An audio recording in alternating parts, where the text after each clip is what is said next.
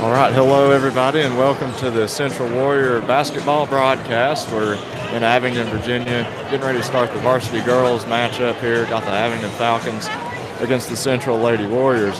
I'm Austin Neary, and I'm joined by Chris Wilson. How you doing, Chris? Doing pretty good, Austin. How you doing? I'm doing pretty good. This is the last regular season game for both the boys and girls teams here in Abingdon, finishing up the district play. This is a big game for the girls. If they win this game, then they win the regular season outright. But if they lose, they're going to have to share the title. How do you think the girls will do as they head into this matchup? It should be a good matchup, Austin. These two teams played a tightly contested game back at Central a couple of weeks ago. Again, the Falcons came out on top of that game. It's the only loss so far that Central has on their conference record so far. So it should be a good game. Again, now we got to come over here to Abingdon and try to knock off the Lady Falcons here. As you said, a win tonight clinches the conference for the Lady Warriors.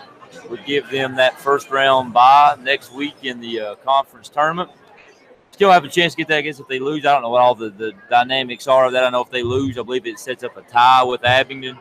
Both teams with 2 losses. I don't know if Abingdon I would assume Abingdon would get the tiebreaker since they beat the Warriors twice head-to-head. But I don't know all those details. There's still some games to be played tomorrow, but should be a good contest. These two teams played last year, and they were all heatedly contested, and expect the same here tonight. Absolutely. Getting ready here for the national anthem and starting lineups, so we'll let you listen.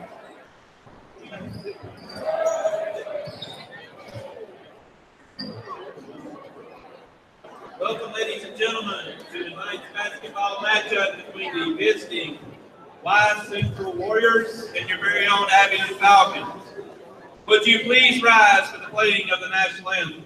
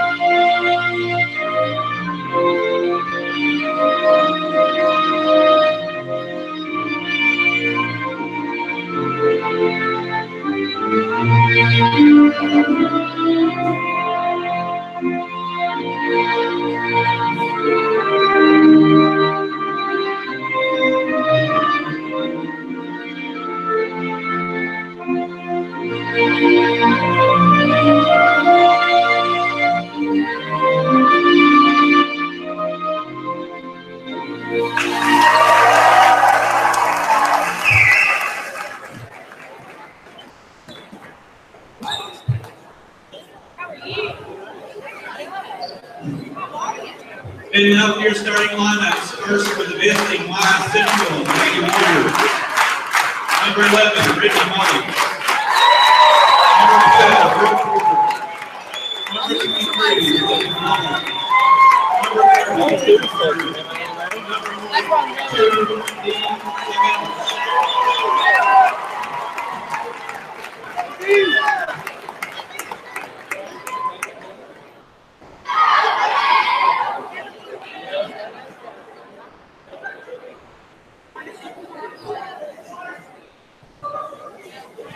And now for your Abingdon Lady Falcons. Starting at guard, the junior, number 20, Emily Brady. Starting at guard, the junior, number 22, Peyton Carter. Starting at guard, a senior, number 24, Emily Phillips.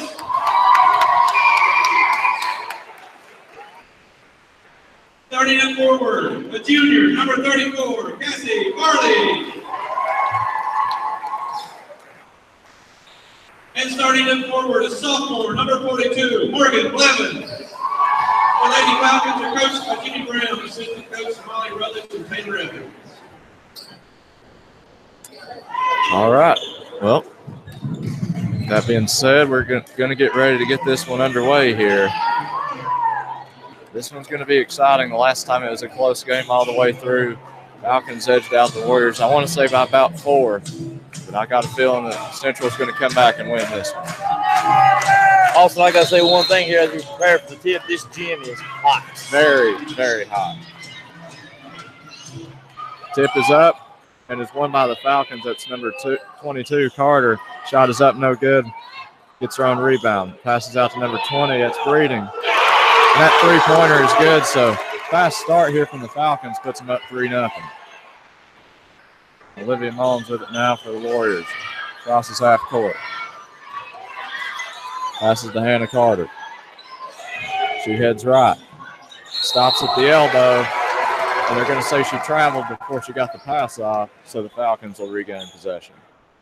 One quick thing here also, I look here at this Abingdon team. They got some length. It's one of the things they'll be able to match up well with the Warriors. They've got a couple girls there that are pretty tall. Usually the Warriors have some size advantage, so it looks like Abingdon will be able to match that up pretty well tonight. Carter's in the corner with it. She passes to Blevins. Out to Farley. Farley puts it on the floor and drives in. Looks like it was going to be stripped by D. Savetnik, but they're going to say it was out on the Falcons, so the Warriors will get the ball. So Olivia Mullins walking it up the floor here for Central. 7:05 left to play here in this first quarter. Abingdon up 3-0. Olivia Mullins goes in, finds D. Savetnik wide open. That 2 is up and good. 3-2 the score now.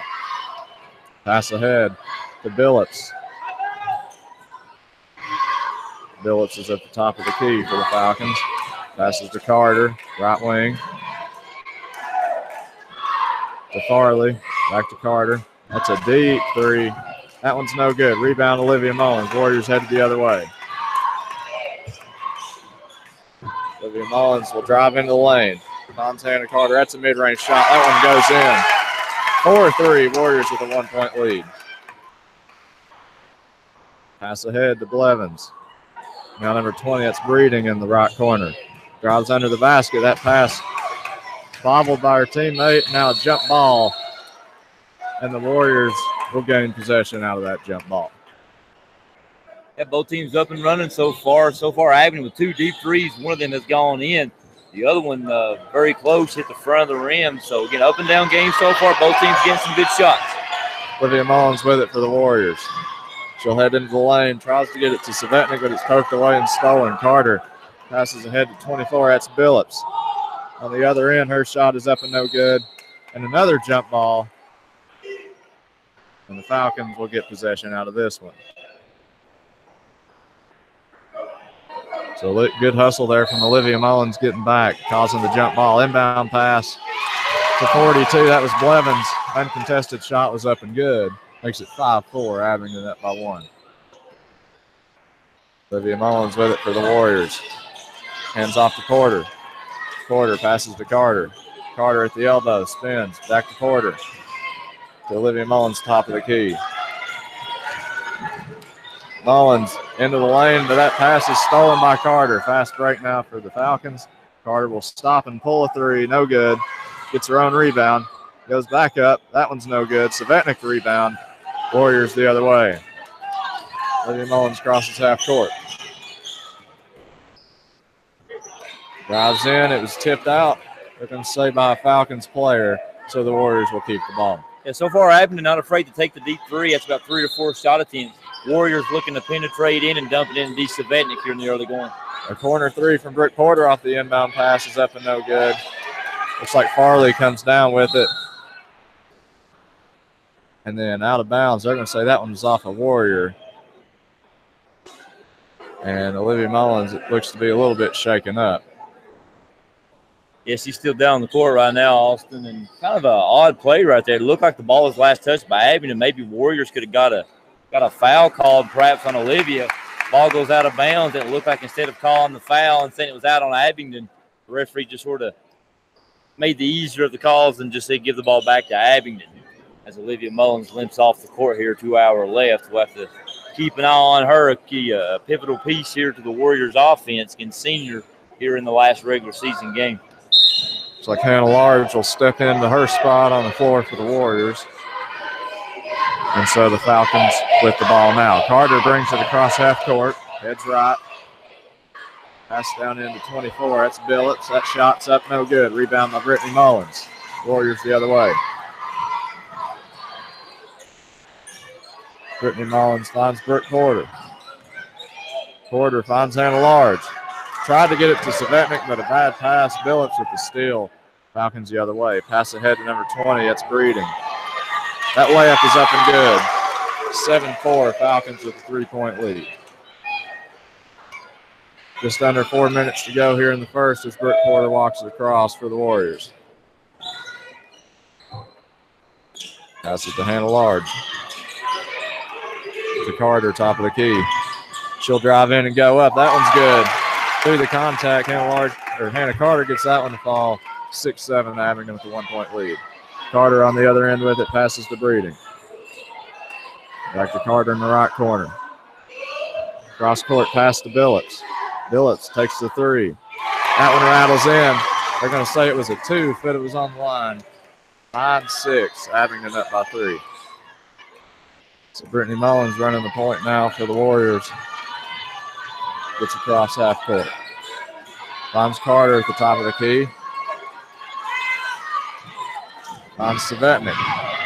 Almost stolen. Savetnik holds on to it. Finds Porter on the left wing. Porter walks it back towards the top of the key. Finds Hannah Large in the left corner. To Brittany Mullins, top of the key. Mullins will drive in. Finds Hannah Large. Cross court pass to Porter. She drives in, but it's poked away and eventually stolen by Farley, Abingdon the other way. Farley kicks out to Blevins. That shot is up and good. They're going to call that one a 3. So a timeout now by the Warriors. It's 12-6. Abingdon with a 6-point lead. Yeah, again, as I said, Austin, Abingdon not afraid to shoot the deep shot. That's 2 threes that they've already knocked down. They've taken several others that look good, just did not quite convert. I noticed right there, though, before the timeout that Coach Dodson called that Olivia Mullins was back at the scorer's table. So whatever injury she had, she seems to be okay now. As she was set to check in and should check back into this contest after this timeout is over. Well, one thing about it, Olivia Mullins usually does a lot of the ball handling for the Warriors, and offense looked a little bit out of sorts without her on the floor. Looks like Hannah Lars will take a seat in place of Olivia. So with Olivia Mullins back on the floor with 3:03 left in the first, Warriors down 12-6. They have the ball. Olivia Mullins walking it up the floor. Doesn't seem to be limping at all. Seems to be all right. Finds Brittany Mullins, left wing to Carter. Top of the key. Back to Mullins on the left wing. She'll take that 3. 3 from Brittany Mullins is no good. Rebound by 24. That's Billups. Passes ahead to 42. That was Blevins. Then to Breeding. Back to Blevins. That pass stolen by Olivia Mullins. A fast break now for the Warriors. Olivia Mullins puts that shot up. No good. Rebound by Blevins. Pass to Carter. Abingdon the other way. Finds Breeding. That's a 3-point shot. That one falls. Another 3 from the Falcons makes it 15-6. Olivia Mullins bringing it up the floor once again. 2:05 left here in this opening quarter. 15-6 to score. Finds Brittany Mullins on the right wing. Tries to get it down into Hannah Carter, but it's stolen by Blevins. Pass ahead to Breeding. That wild pass eventually stolen by Olivia Mullins. Warriors fast break. Olivia goes up. Layup is good. 15-8. Yeah, good strong finish right there by Olivia going up with the left hand because the Warriors deficit down to 7.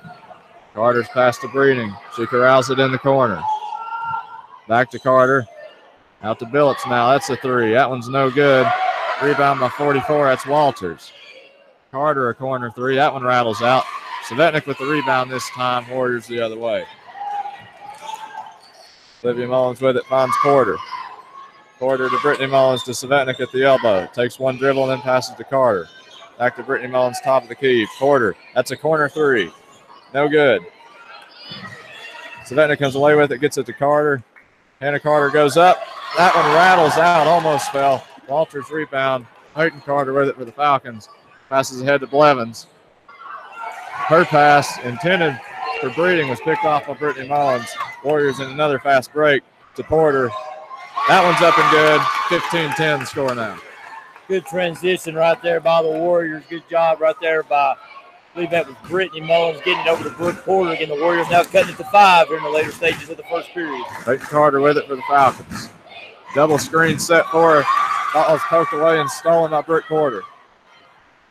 Her pass intended for Savetnik is swatted out of bounds by Peyton Carter, but it's still Warrior ball. Yeah, good defense there by Peyton Carter. D. Savetnik was wide open. Brittany could not get the pass to her as Peyton Carter deflects it out of bounds. Warriors will keep the basketball. Looks like Callie Mullins as well as Hannah Large will check in. Brittany Mullins and D take a seat. Sub here for the Falcons, I believe that's number 52, which is Blankenship. So Porter with it, finds Carter. That's a mid-range shot, no good. Gets her own rebound. Gives it to Callie Mullins. That's a mid-range shot. That one goes in. 15-12 to score now. Warriors on a little bit of a run. Peyton Carter with it for the Falcons. 8 seconds left here in the opening quarter. To Blevins. That's stolen by Olivia Mullins. Open floor. Gets it off before the buzzer. Little strong. But a good little miniature comeback there by the Warriors. It's starting to look ugly. They cut the lead to 3. So after one, Abingdon up 15-12. Yeah, good job right there by the Warriors closing the first quarter. It was actually 15-6 at one point. Abingdon knocked down a couple of threes, was able to stretch the lead to 9. And a good job right there by the Central Warriors. The Lady Warriors went on a little 6-0 run right there to close the period. A lot of that came on the defensive side. Got into some transition offense. Made some good easy layups. And they didn't give up. Getting down 9, they were able to trim it back down to 3 as we begin the second period. Well, one thing about it, the Falcons shooting a lot of three-pointers, had some of them fall there, which gave them that lead. But the Warriors didn't get flustered and played good defense. Some bad passes and communication there by the Falcons turned into fast breaks. And I believe the Warriors are one of the best teams on the fast break as far as converting. Yeah, you've seen the Lady Warriors a lot more than I have so far this season, Austin. And with that said, while we got a little break, let's give us a quick shout out here to Chad Dotson. He said he'd be listening tonight. He decided to stay back in Wise and listen to us, try to describe the action for him here tonight. And again, he was like me. We both made the trip over here last night for the JV contest. So he decided to stay at home and listen to us, and we're thankful for that. Lady Warriors get the basketball here to begin the second period. It's in the hand of Brooke Porter here at the half court line. She dribbles over to our right, penetrates into the lane, picks up her dribble, kicks it out to Olivia Mullins at the top of the key. She penetrates in, tries to go up with the right hand, but the ball is deflected out of bounds off the hands of Emily Billups. It will stay with the Lady Warriors under their own basket. Olivia Mullins sets the inbound. She lobs it up high to Hannah Carter in the middle of the lane. Her shot is good. Warriors now on an 8-0 run. Cut the deficit down to 1. Abingdon now with the basketball. That's 42 Blevins. They kick it out to Billups. Billups throws it over to Breeding, and she dribbles it out past the volleyball line. She kicks it over to Carter in the left-hand wing, skips it over to Blevins. Her three-point attempt is good. So after the Warriors go on an 8-0 run, that 3 by Blevins snaps that. Abingdon now back on top, 18-14. Olivia Mullins has it. She penetrates in, kicks it out to Hannah Carter. Hannah Carter swings it around to Olivia Mullins, now over to Brooke Porter. Porter penetrates in, kicks it out to Hannah Large, who drives in, shoots the right-handed floater. The bank is open, and she uses the glass, cuts the Warriors' deficit down to 2. Abingdon now with it. Breeding penetrates into her left. She dribbles it back out. Now she penetrates into the lane, kicks it out to Blevins. Her three-pointer hits nothing but net. That's 2 threes now by the Lady Falcons. They now lead 21-16. 6:35 left here in the first half. Olivia Mullins with it. She hands it off to Brooke Porter at the top of the key. She dribbles it inside, now dribbles it back out, hands it back off to Olivia Mullins. She hands it off to Hannah Carter. Her floater is rejected. Abingdon comes away with the loose ball. They kick it up ahead to Billups. Billups loses control of it. It's off of her leg and out of bounds. Warriors basketball. Substitutions here. Looks like Brittany Mullins, D. Savetnik come back in for the Warriors. And looks like Walters And I believe Farley checking in here for the Lady Falcons. One thing to note, we're almost 2 minutes into the second quarter. Not one foul called yet. They're letting them play. That means we'll have a good, quick night here tonight. Austin Fat holds up. Olivia Mullins with the basketball. She dribbles down to her right. She penetrates into the lane. Now she skips it out to, that's Gabby Hall. She kicks it back out to Olivia Mullins, who hits the deep three. That trims the deficit down to 2. Warriors trail 21-19. Abingdon with the basketball. Peyton Carter dribbles to the free throw line and picks up her dribble. She skips it over to Farley. Farley dribbles baseline, now kicks it out to Walters. Walters over to the other side to Billups. Billups gives it back over to Farley on the left wing. She dribbles to her left, now picks it back up and goes to her right. She skips it over to Billups on the right wing. Billups dribbles in, loses control of it for a second, kicks it to a teammate in the corner. Pass is deflected by D. Savetnik and stolen. Warriors basketball down by 2, 5:20 left in the half. Olivia Mullins dribbles it down slowly, gets it to the top of the key. Warriors try to set up their offense. No particular hurry here on this possession. Now Olivia dribbles over to her right, finds D. Savetnik in the post. She kicks it out to Brittany Mullins, who drives to her left. Hannah Large now skips it across, and her pass is stolen by Farley, and here come the Lady Falcons. Farley dribbles down to her left, loses control of it for a second as Olivia Mullins got a hand on it. It will roll out of bounds. Last touch by Olivia, as Brooke Porter now set to come back in, replacing Hannah Large. Again, it's 21-19, just over 3 minutes into the second period. The Lady Warriors trail by 2. Abingdon set the inbound. They do so into Walters. Walters skips it over to Billups. Billups now holds it at the volleyball line as the Lady Falcons look to set up a play. The Lady Warriors guarding the Lady Falcons in man-to-man. Billups picks up her dribble at the free throw line, looks for someone to pass it to, finally hands it off to Carter. Her three-point attempt is no good, but Walters comes away with the offensive rebound. She skips it back up to the top of the key to Farley. Farley dribbles it around, now passes it over to Billups. Billups drives in. Her layup attempt is blocked by D. Savetnik. Loose ball, shot again by the Lady Falcons is no good. It goes out of bounds, last touch by the Lady Falcons. They got a couple of offensive rebounds, but could not get the shot to fall. Ball eventually goes out of bounds. Lady Warriors basketball with a chance to tie or take the lead with a 3. Almost halfway done here with the second period. Olivia Mullins crosses half court with it. Again, the Lady Warriors going from our left to right. Brooke Porter with a 2-point attempt. Tough 2-point shot. It falls with a hand in her face. And just like that, halfway through the second period, we are tied at 21.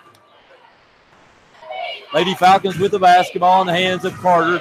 She walks it up across half-court line. She gets a staggered screen as she drives into her left. She shoots an easy layup. That gives the Lady Falcons a 2-point lead. Coach Dotson not too happy with the defense on that particular possession. Olivia Mullins now with it to our right. She dribbles in, looking to pass it to D. Savetnik in the post. Instead, opts to throw it back to the top of the key to Porter. Ball goes back to Olivia. Again, tries to force it inside the D. Savetnik, but the Lady Falcons deflect it. Back comes Breeding. She shoots a left-handed layup. It's good. Abingdon extends the lead to 4, 25-21. Lady Warriors basketball. Olivia Mullins dribbles it across half court. 3:15 left in the half. She dribbles to her left, hands it off to Brooke Porter. Warriors looking to run the weave. Brittany Mullins with it, hands it back to Brooke Porter. She penetrates in, hits D. Savetnik in the post. Her shot is a little strong, but she comes away with her own rebound. Olivia Mullins tries to shoot a 3 from the left wing. She airballs it. Comes away with the steal now in the lane, out to Brooke Porter. Brooke Porter shoots a 3. It's good. Lady Warriors cut the deficit to 1, 25-24. 2:45 left. Abingdon with the basketball now over in the corner. That's number 20, Breeding. She drives in and draws the foul.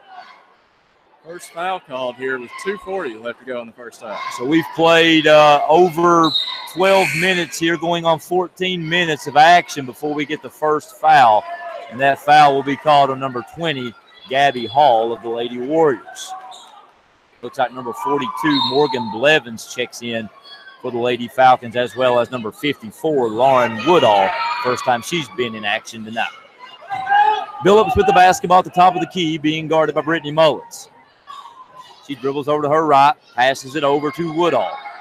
Woodall holds it, now gives it to Walters at the top of the key. She takes a 3, it misses everything. It sails out of bounds as Abingdon coach lets her know that that's not the shot that she's supposed to be taking. Again, Walters, one of the taller players on the Abingdon team, taking the three-pointer from the top of the key. Just over 2 minutes left. Olivia Mullins now with the basketball. She dribbles to her right, hands it off to Brittany Mullins. Brittany hands it off to Brooke Porter. She penetrates in, kicks it out to Olivia. Now to Brooke Porter for the three in the corner. He hits the back of the rim, no good. Coming away with the rebound is Peyton Carter for the Lady Falcons. She pushes it up ahead, goes behind the back, now kicks it over to Woodall. Woodall gives it to Blevins in the short corner. Her two-point attempt is good, and with 1:50 left, Abingdon back up by 3. Olivia Mullins crosses the half-court line. She's being guarded by Billups. She penetrates into her right, shoots the layup attempt. Tough layup right there by Olivia Mullins. It falls, makes the Warriors deficit down to 1. Coming back the other way is Abingdon. It's stolen away by Brittany Mullins. She pushes it up the left-hand sideline. It's knocked away. Warriors come away with it. Now in the hands of Olivia. She finds Brooke Porter for 3. It's a little strong, no good. The rebound will sail out of bounds, eventually gathered up by Coach Boggs and Slade Potter over there as they chow down on some popcorn as they watch this one. It'll go back to Abingdon. Abingdon basketball down to 1:09 left here in the first half. Peyton Carter with it. She hands it off to Woodall. Dribbles to her left, kicks it back into the corner to Carter. Carter penetrates in with her left, shoots a tough layup. No good. Rebounded by Hannah Carter. Brooke Porter pushes it up ahead. She realizes she's outnumbered. Now kicks it out to Brittany Mullins, who takes the 3. It comes up short. Rebounded by Abingdon. That rebound by Morgan Blevins as she pushes it up ahead now. Back inside. That layup by Abingdon is good. Sarah Walters with 2. And with 35 seconds now, Abingdon back up 29-26.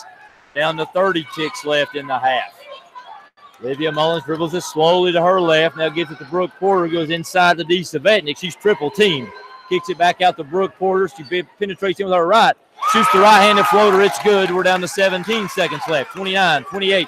Lady Falcons on top. Lady Falcons will elect now to walk it up and look to take the last shot. We're down to 10 seconds. Peyton Carter with it. Crowd now getting loud. Down to 5. Peyton Carter dribbles to her left. D. Savetnik helps pick her up. It's a loose ball. It's stolen by Brooke Porter. And before she can take the three-quarter court heave, the buzzer sounds, signaling the end of the half. And after 16 minutes of play, Austin, it's been an action-packed up-and-down game. Not a lot of whistles, not a lot of fouls. And going into the half, Lady Falcons will take the 1-point lead, 29-28. I had to take a second there to catch my breath. Oh. And we've just been bumped into by some of the Lady Falcons players who are in a little bit of a hurry to get into the locker room. I'll tell you what, this is probably the least officiated game I've ever seen besides a literal playground pickup game. There's been one foul called this entire game, and there's been a lot of times when there could have been fouls called, but they're letting them play. And I think they're towards the end of the half, the Warriors were thinking, well, if they're not going to call it, then we're going to reach in and poke it loose, and was able to do that a few times there. You got to like the hustle that you're seeing from Central. They're not going to let Abingdon get away with another one. Yeah, I looked down my watch when you said that. We just played a 16-minute regulation half, okay, 8 minutes and 8 minutes, in 26 minutes. You know, it took us 26 real-life minutes to play that half, and that's with a timeout called and the pregame and the interchange between quarters. You don't see that a whole lot. Now, if we can get out of this game before 7:15, that might be a record for a varsity basketball game. But, again, only one foul call, no free throws, up and down action, not a lot of whistles, as you said. You know, perhaps the referees, like you said, Austin, just told the players, hey, if you foul, call it yourself. And no one was calling fouls on themselves. It was a good, clean half. And, like we said, we go into the half, Lady Warriors trailing by 1. Well, looking at the scoreboard here, it looks like Porter has 9, Olivia Mullins with 7, Hannah Carter with 6. I believe it's only got a 4. I believe it's supposed to be 42. That's Lee Savetnik, only with 2. Savetnik's not been a huge factor in this game so far, but I'll tell you, Brooke Porter, she wants this one. And she's going to do everything in her power to come away with this win. Her and Olivia Mullins, as well as Brittany Mullins, all the senior guards, they're giving it everything they've got so far. Yeah, as we said, you know, as I said there at the start of the game, Abingdon has some size. You know, like I said, I haven't seen a lot of these girls' basketball teams this year as Chad's been calling these games. But I've got to believe that, and I know a lot of teams probably have 1 or 2 tall players, but Abingdon seems like they have 3 or 4 girls that can match up with Dee Savetnik, who's obviously the main post threat here for the Warriors. And as I saw in that one possession, they're not afraid to go inside. If they do go into Dee Savetnik, Abingdon collapsed down at one point. Dee was being triple teamed. And there's not a whole lot you can do, and you've got 3 other players guarding you, triple teaming you in the post. In that particular possession, Dee Savetnik kicked it back outside and let her teammates go to work, and that worked. But, it's going to be tough sledding for Dee Savetnik in this game. And looking at the scoreboard, Austin, as you said, leading the way, it appears, for the Lady Falcons is number 42, Morgan Blevins. She has 13 points to lead the way for Abingdon. Well, last time these 2 teams matched up, I have a relative that may have a place of residence near this town of Abingdon, and he told me that number 22, Peyton Carter, was one to look out for, had D1 colleges looking at her, and so far, only 2 points in this contest. Taking a lot of quick threes, but may just be hurrying up and missing. But nevertheless, the Warriors are down 1, but they're playing a great game so far, playing with a lot of hustle, and like we mentioned, no fouls called. And I think that sort of suits their style. They'll play physical ball with you if you want to. And seen a few things we don't usually see. For instance, Britt Porter cutting in and pulling up, hitting a mid-range shot. It's just been a lot of things like that. The Warriors, you can tell, they really want to win this game to both clinch the conference and show these people, this 3A school, we're legit. We're not just some little pushover 2A school from out in the coal fields. Yeah, as you referenced that, I believe the Abingdon girls last year made it to they made it to the state tournament quarterfinals. They made it to I knew it was either the quarterfinals or the semifinals, and again, obviously the Lady Warriors win the state championship. So probably not too many conferences, especially on this end of the state, that can claim to have two girls teams that made it that far in the 2 respective divisions. Also, it'll be interesting to see what happens here in the second half. And as we referenced before the game, this is probably the hottest gym we have been in this year. I mean, I'm not doing anything. I'm just sitting here talking, and I feel like I am already drenched in sweat. Now, I was here last night. As I said, we had JV contest last night. And if it's anything like last night, you think you can go into the locker room and catch your breath, and it's just as hot in the locker room. If you're not familiar with Abingdon and you're listening to us back home, let me just paint a picture. If you've ever been in Powell, or when it was still up, Powell Valley High School or Old Appalachia High School, if you can close your eyes and picture those 2 gyms, you're inside of Abingdon. The only difference is it's got blue and white, and there's a big falcon painted on the wall, but the gyms are nearly identical. It's a very old school, like I said, Appalachia High School, Powell Valley High School format. I was talking to some of the coaches last night, and it's an old school setup. No heat pumps here. It's a furnace down in the basement that they have to light the fire on. And I was at Pound High School for a while, and then I graduated from J.J. Kelly. And when that furnace gets boiling, there are some places that you really can't control the heat. It just comes boiling out of those radiators inside these rooms. And it's a warm day outside, and it's at least 20 degrees warmer inside this gym right now. It is a warm gymnasium, to say the least. The way I would describe it is, if you ever, let's say it's a moderately temperature day, 50, 60 degrees or so, you get in your car, you don't have the air conditioning on, you're like, it just feels stuffy in here, like stagnant air. Yes. That's exactly what it feels like. Very humid. I look around, I've seen several people fanning themselves, waving a hat. If it's a gentleman wearing a hat, I just looked across, there's a gentleman fanning himself with his hat. And on that same topic, I don't know if he's listening, but I'll call out, Jared Collier last night in the JV boys game. At one point, he took our dry erase board behind the bench and was fanning our JV team late in the 4th quarter, trying to fan them off. It was so warm. I said, we were in the latter stages of the 4th quarter of that game, and it was almost like one of those old school medieval times where the king is sitting in his throne, and Jared Collier was the jester who got assigned to wave the fan to keep the king cool. And that was his job, I guess, late that game last night. That's how hot it is in this gym. Well, it's gyms like these, old school hardwood, but it's kind of odd because you look around, they got a nice floor, nice bleachers, nice pads on the wall. It's not like we're getting rained on if there's holes in the roof, but it's just, I guess, an old school way of heating it. I guess they got the coal from us and burning it down there in the furnace. There you go. So we got about 2:50 left here in the half, Austin. Both teams now back out on the floor warming up. You and Chad have these conversations at halftime, or he's not much of a conversationalist, is he? I mean, we'll talk every now and then, if it presents itself. Yeah. You don't want to force things on the air. They got to just happen. Well, see, I don't force a lot of things. I can just sit right here and go with the flow. I mean, if you ever, me and Kelly Foster and one of the assistants on the boys team, and we could kill some halftime conversations. We talked about Halloween candy one weekend, and we killed 20 minutes talking about Halloween candy and Thanksgiving food and what was good, what wasn't good, what was overrated, and all that. And here we are, 2 minutes left in halftime. We just killed 8 minutes talking about body sweat and old gymnasiums and how to judge heat. Again, I look across, that gentleman's still over there fanning himself off with his hat. So I'm sure he's going to get a good arm workout by the time it's all said and done. And I guess I wonder if there's anybody here who's listening to us right now, if you would like to come up behind Austin and I and just fan us. Coach Collier, if you're listening, you did a really good job last night at doing that.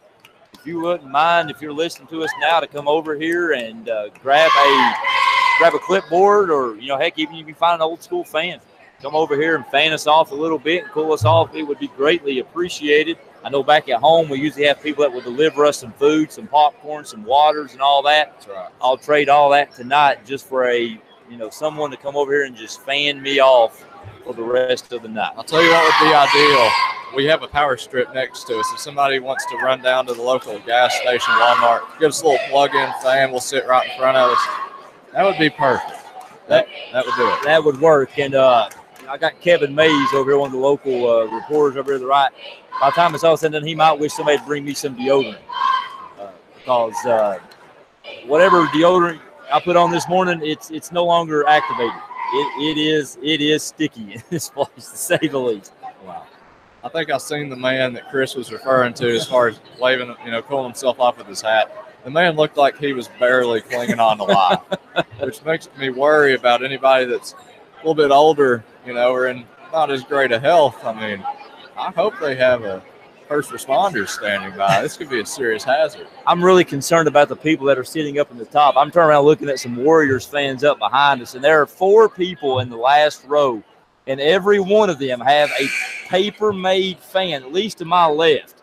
And a lot of them are parents here of some of the Lady Warriors, and they are sitting in the back row, and they are working hard at trying to keep themselves cool here in this gym. And it's a packed gym. I mean, there's people standing in the entryways. It's not like, it's a half full. It's hot, and it's packed. And so I guess you throw in, I don't know what the capacity is of this place. It's not completely full, but, there's at least, several hundred people in here. So you add in all of that, and it looks like the windows that we have to our left and right do not open. So we're stuck. It's going to be a sticky, sweaty night. Great weight loss program. Just come watch a game over here. You'll drop at least 10 pounds. No diet or exercise needed. Just come sit here. So the second half is getting underway here. Abingdon will start off with it. Peyton Carter receives the inbound pass. She's under the basket. Reverse layup is no good.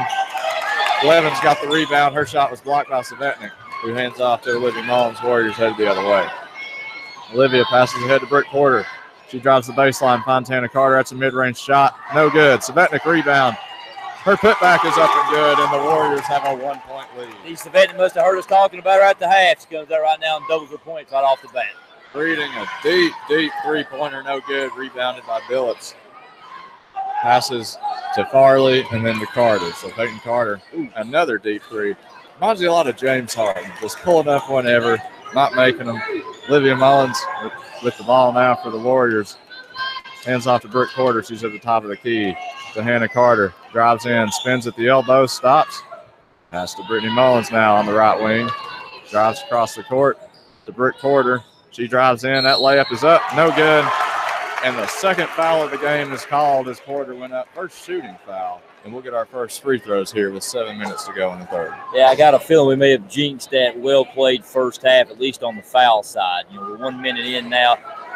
Tightly contested game, second half. I bet it's going to tighten up a lot. Porter hits her first from the line, makes it 31-29. Porter with 10 points on the evening. Second one is up. That one's a little short. Rebound by Blevins, hands off Peyton Carter. Falcons headed the other way. Warriors with a 2-point lead, 31-29. Carter is with it. She's heading left. Drives in. Passes long. Out of bounds. A turnover, be Warriors ball. Olivia Mullins inbounds to Hannah Carter. Bounce pass right back to Olivia. She'll bring it up the floor. Crosses half court. Heading right. Heads across the free throw line and brings it back out towards the top of the key. Hands off to Britt Porter. Drives in, dumps to Hannah Carter. Back out to Porter, left wing. Porter down into Savetnik. Savetnik trying to get it back out to Carter. Tipped out by Billups. Still Warrior ball. Looks like Olivia Mullins will be ready to inbound here for Central.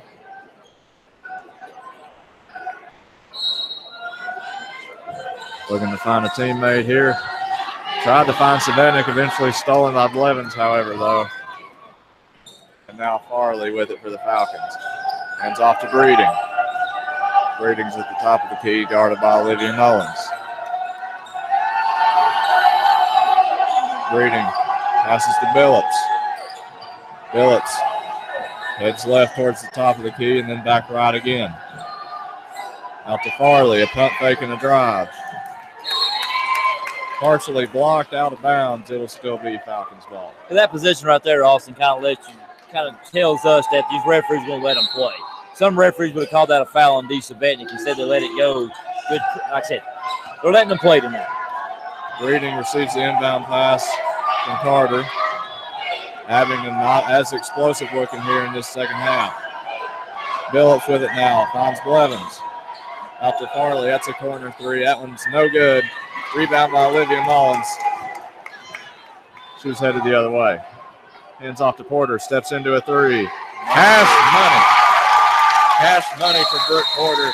13 points on the evening. 34-29 Warrior lead. That ball was halfway up in the air, Austin. I said money. That's right. You knew from the second that it left her hands, you could just tell. That was going to about rip the net clean off the rim. Yeah, we had a perfect angle right here from where we're sitting at here courtside, and you could tell that one was on line the whole way, and it hit nothing but net. I looked over to the right before that shot went down. Abingdon's head coach decided it was time to take off the blazer. So maybe he listened to us at halftime and decided, you know what, I can't wear these extra layers in here tonight. I got to take this jacket off. I'm all about looking classy, but you don't want to put your health at risk. You got to coach about a half and a half here of the game when the heat stroke is not needed. Yeah. I wish I could remember the name off the top of my head. There used to be an old boys coach at Maryland, and maybe Chad Dotson's listening. He'll be able to chime in. Maybe you'll know. Whoever the old coach was at Maryland back in the day, it may still be there. He used to sweat heavily in a lot of his games. And it got to the point he had to make sure he wore colors that did not display the amount of sweat. And I guess I'm going to have to stop because I've probably reached the quota on amount of talk that we can do on air about sweat. If you keep talking about it, I think that people listening at home are going to start perspirating. Well, they need to. If they're not here watching it now, they need to feel what we feel inside of this gym. So out of that timeout, 5:15, clock running. Warriors up by 5. Carter with it for the Falcons, almost poked loose by Porter. Hands off to Blevins. Blevins heads right. Passes out to Farley, then to Breeding. Breeding's on the left wing. Cross court pass to Blevins. Threw it right into D. Savetnik as she saved it from going out of bounds. D hands to Olivia, who passes ahead to Hannah Carter. Goes up. Almost got it to fall, but she was fouled on her way up. And she'll get 2 at the line. Looks like Abingdon set to send in number 10, Jordan Hart. It'll be the first time she's seen action here tonight. Good start here by the Warriors. Again, we're 3 minutes and 9 seconds in. Abingdon's yet to score. Warriors on a quick 6-0 run, looking to make that 7 or 8 to nothing with Hannah Carter at the line. First one from Hannah Carter is up and good. Makes it 35-29. Also checking in for the Lady Falcons, number 44, Sarah Walters, as well as number 20, Emily Breeding. Actually, take it back. Breeding was over just talking to the coach. She was already in the game. So Walters checks in as well. So Hannah Carter at the line here for her second attempt. It is up. And falls as well. 36-29, 7-point Central lead. So Breeding with it now for the Lady Falcons, walking it up the court. Crosses half court. Passes to Billups.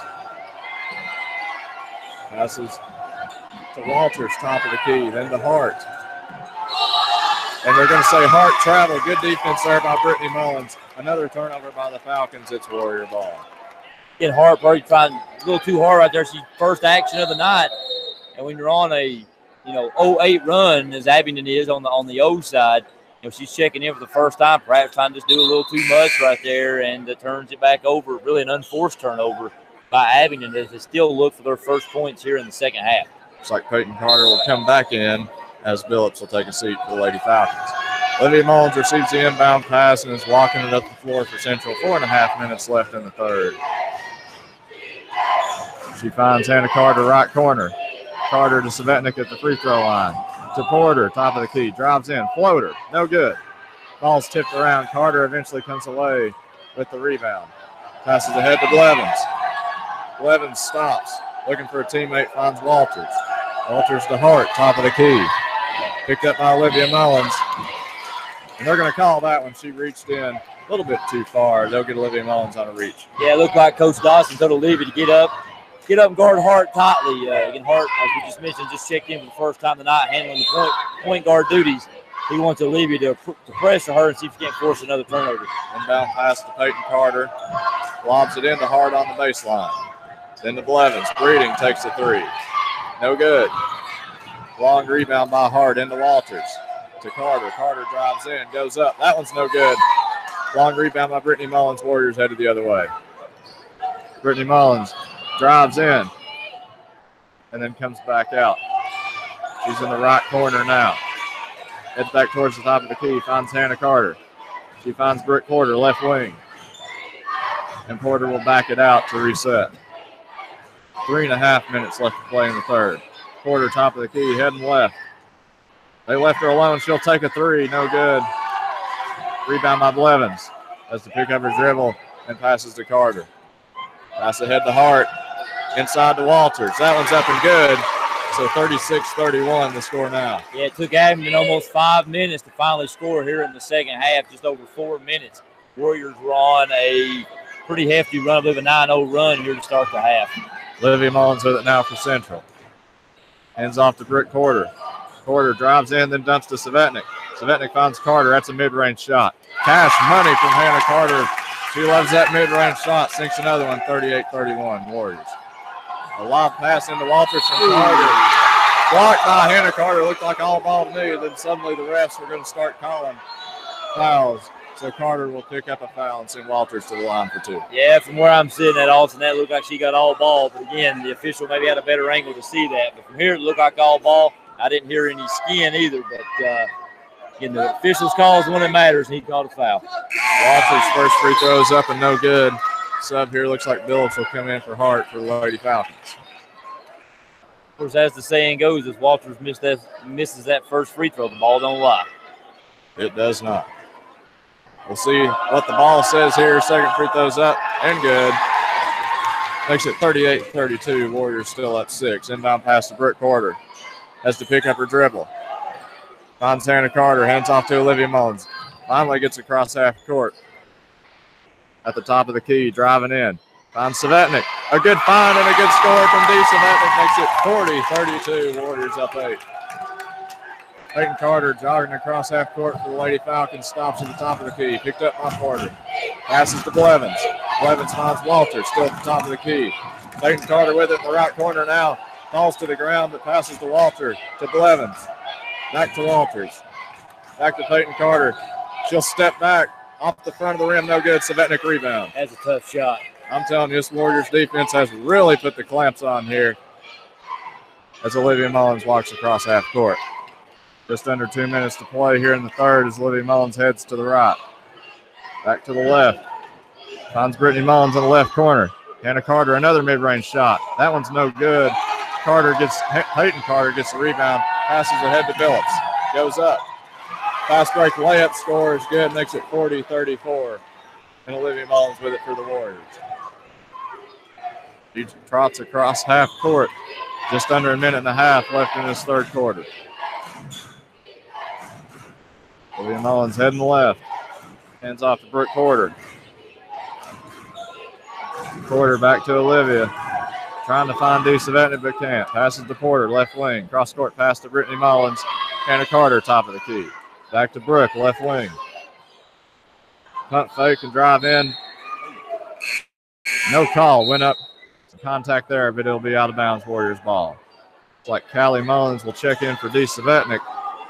And number 34, Cassie Farley, will check in for the Levens for the Falcons. Inbound pass to Porter. That's a corner three. No good. Rebound comes down to the Falcons. And on the other end, number 34 has it. That's Farley. Farley passes to Billups. 45 seconds left here in this third quarter. Billups heads right into the baseline. Goes up, no good. Long rebound goes to Walters. Almost out of bounds, but saves it to Farley. Back to Walters on the left baseline. Back out to Farley. Billups drives baseline. Tried to get it to her teammate, but is poked out by Olivia Mullins. Still Falcon ball. Yeah, that's a good pump fake right there. She actually had the layup. Tried to take one extra pass for maybe an easier shot.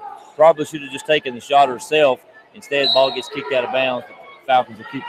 Inbound pass to Ella Calebs, who just checked in for Walters. To Peyton Carter, then out to Farley. Goes up, no good, but was fouled. I think the foul's going to be on Cassie Mullins. That's a good hard foul.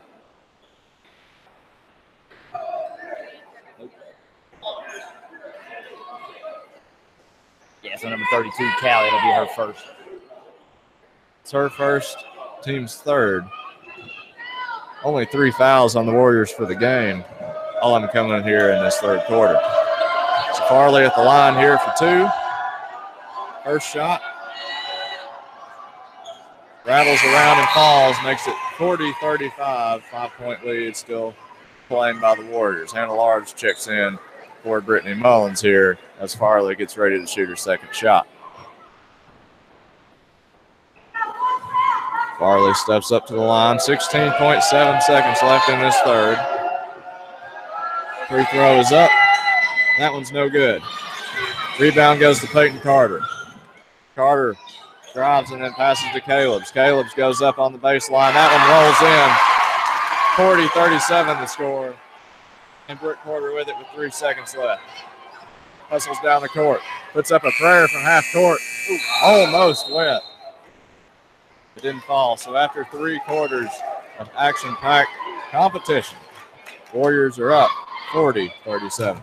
Hey, good job right there for the Lady Falcons chipping back away at that deficit that they had. Lady Warriors came out on fire on that 8-0 run to start the period. Stretched it out to about 7-8 points right there, and then Abingdon sort of chipped away there towards the latter minutes of the period to give themselves a little bit of chance at a win here in the fourth period. As you mentioned earlier in that period, Austin, Lady Warriors really tightened up the clamps on defense, especially over the first 6 to 7 minutes of the period. Abingdon was having to work and fight for everything, and that everything wasn't a lot.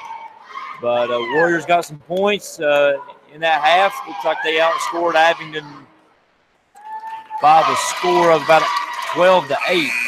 Yeah, they were down 1, so 12-8 in that period. So the Lady Warriors will take a 3-point lead into what could be the final period of the game. Well, one thing about it, the Lady Warriors, they look pretty good on offense there in that third quarter, but I'm sure Coach Dotson is wishing that some of those opportunities that they had, shots would have fallen or been taken. But this could be the last quarter of the regular season for some of these seniors, and they're not going to go out as a loser. They're going to try and win this one. And you mentioned that as well. You have to figure this is the last home game for some of these Abingdon seniors, at least the last home regular season game.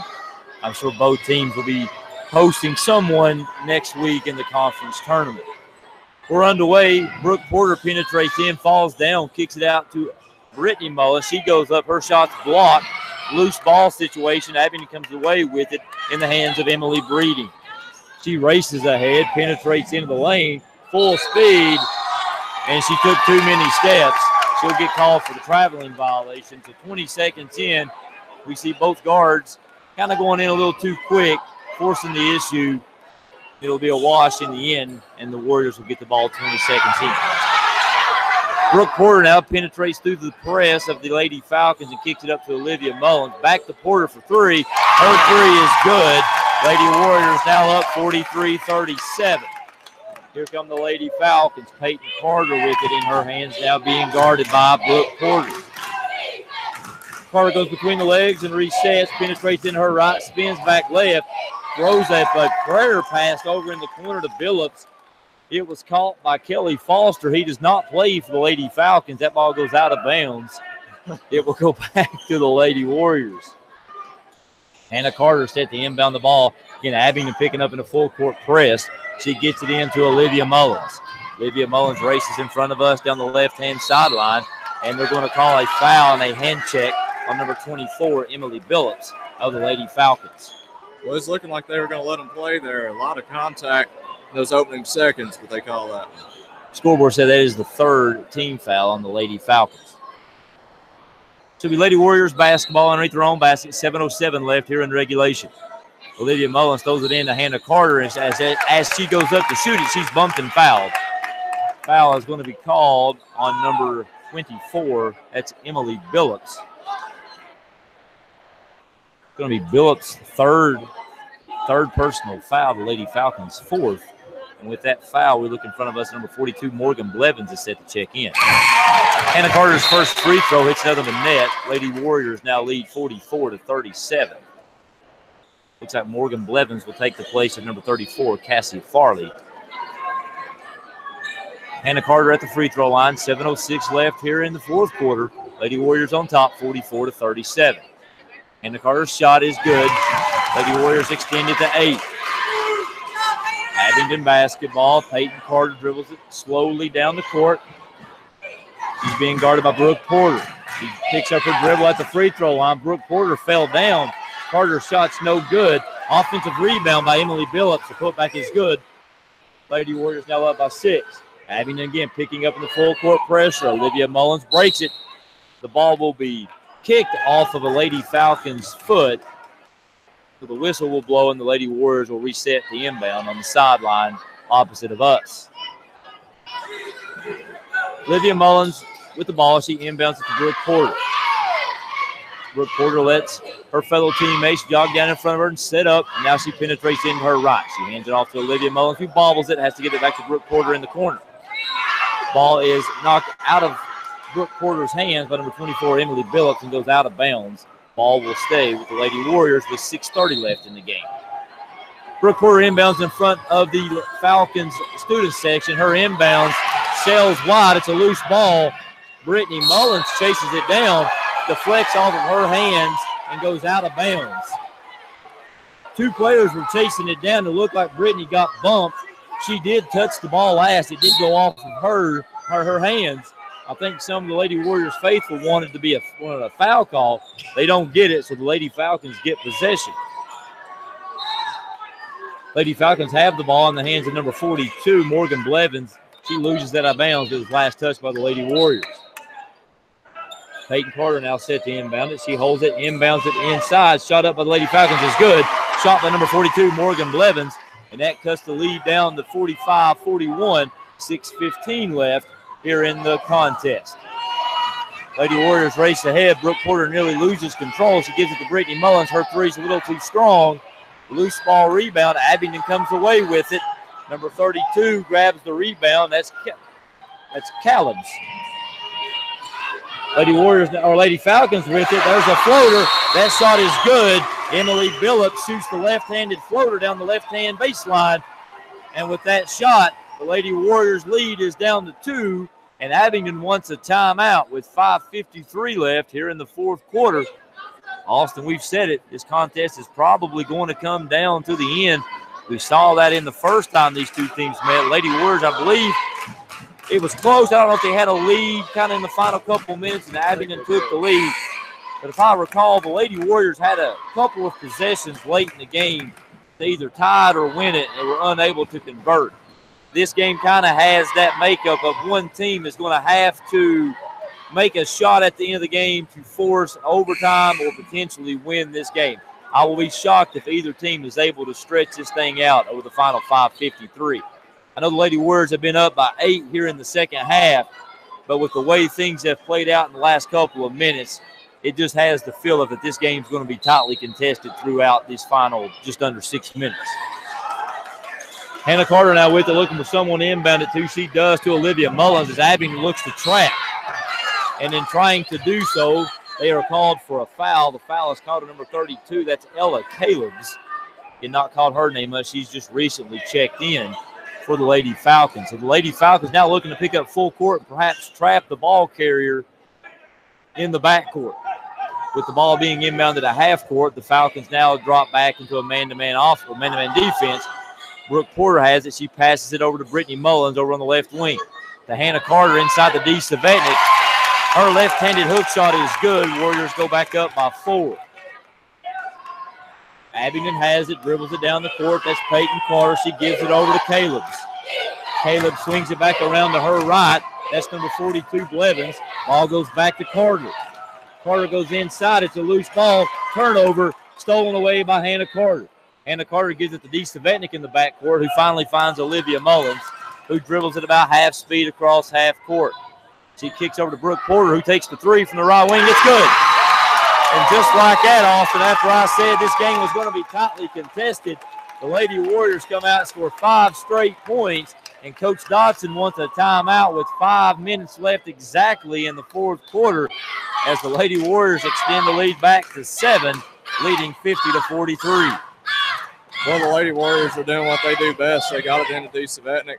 She put a move on her defender, puts it in. And then coming down the court, they leave Brooke Porter just a little bit of space. Olivia Mullins hands off, creates some separation. And Porter is one of the best shooters that I've seen on the girls' basketball team, especially from range. She has 19 so far tonight in this contest. She leads all scorers. Yeah, good job. I heard about Brooke Porter knocking down the threes.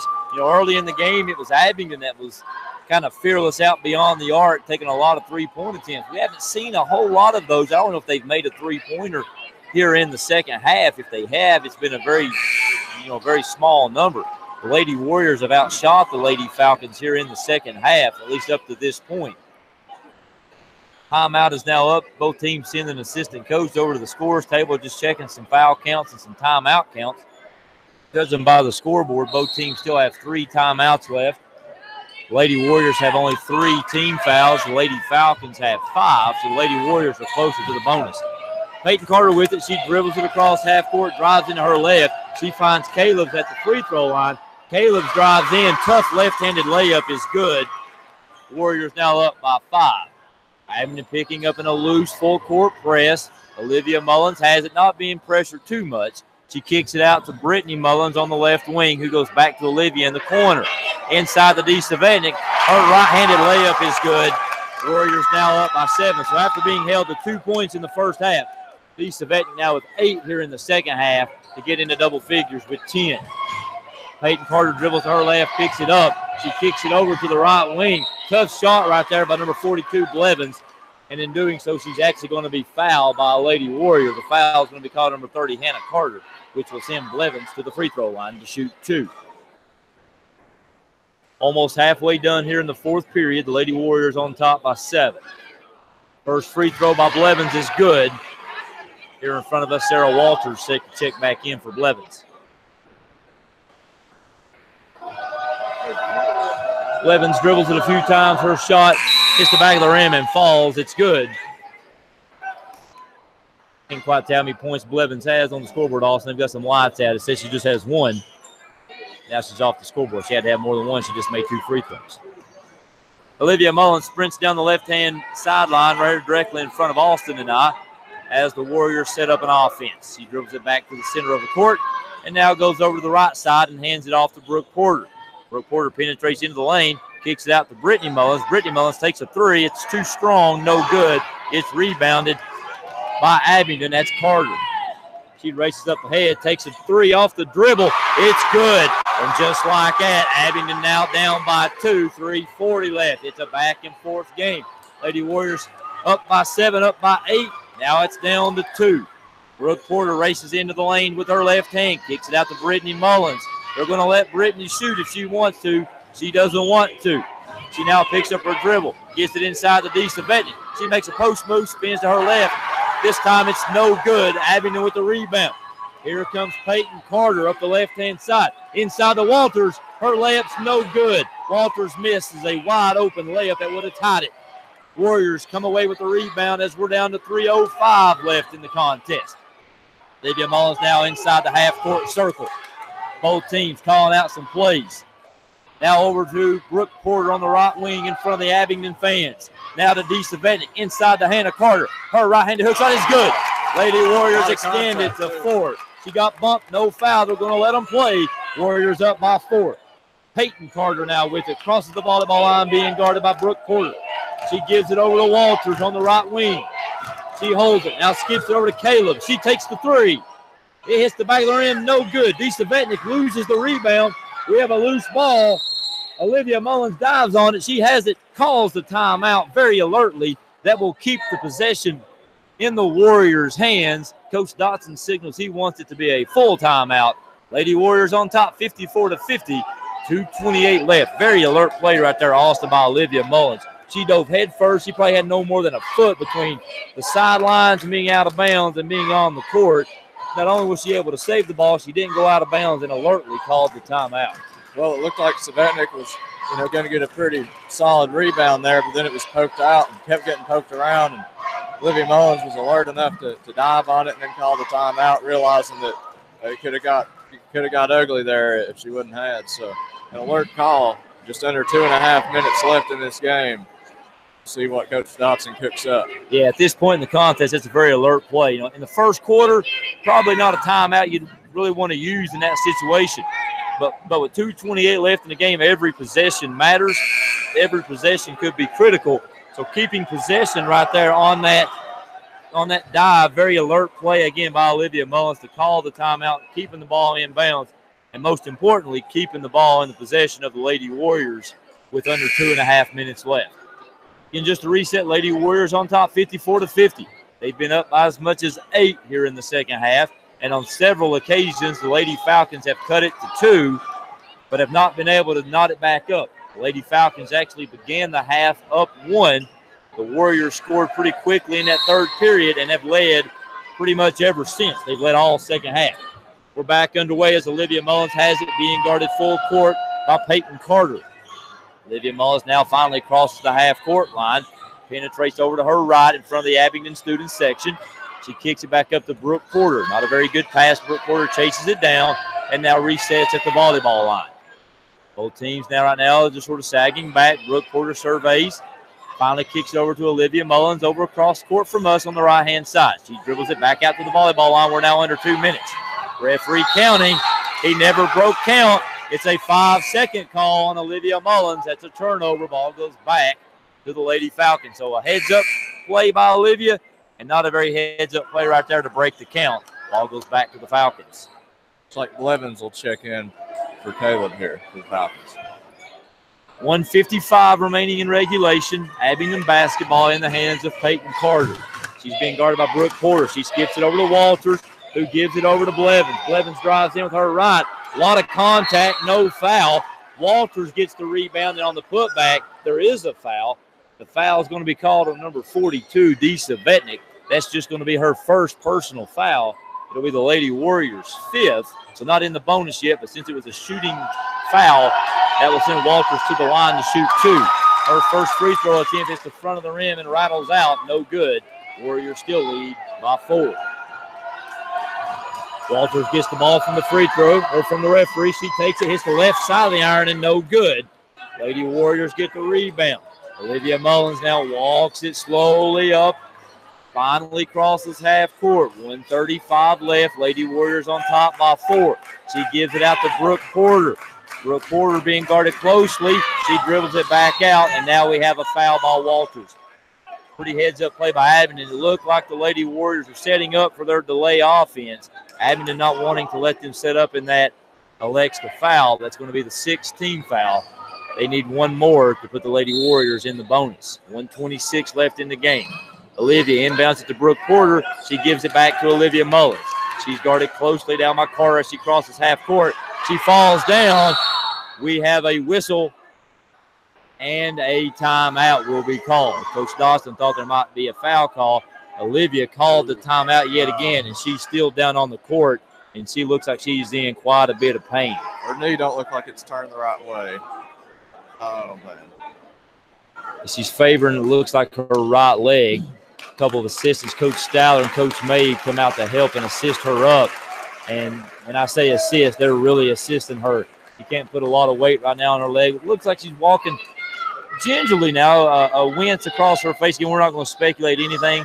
I know in the offseason, I believe she had an injured leg. I don't know exactly which one it was that was injured. She's now doubled over here in front of the Warriors bench again. She alertly called timeout.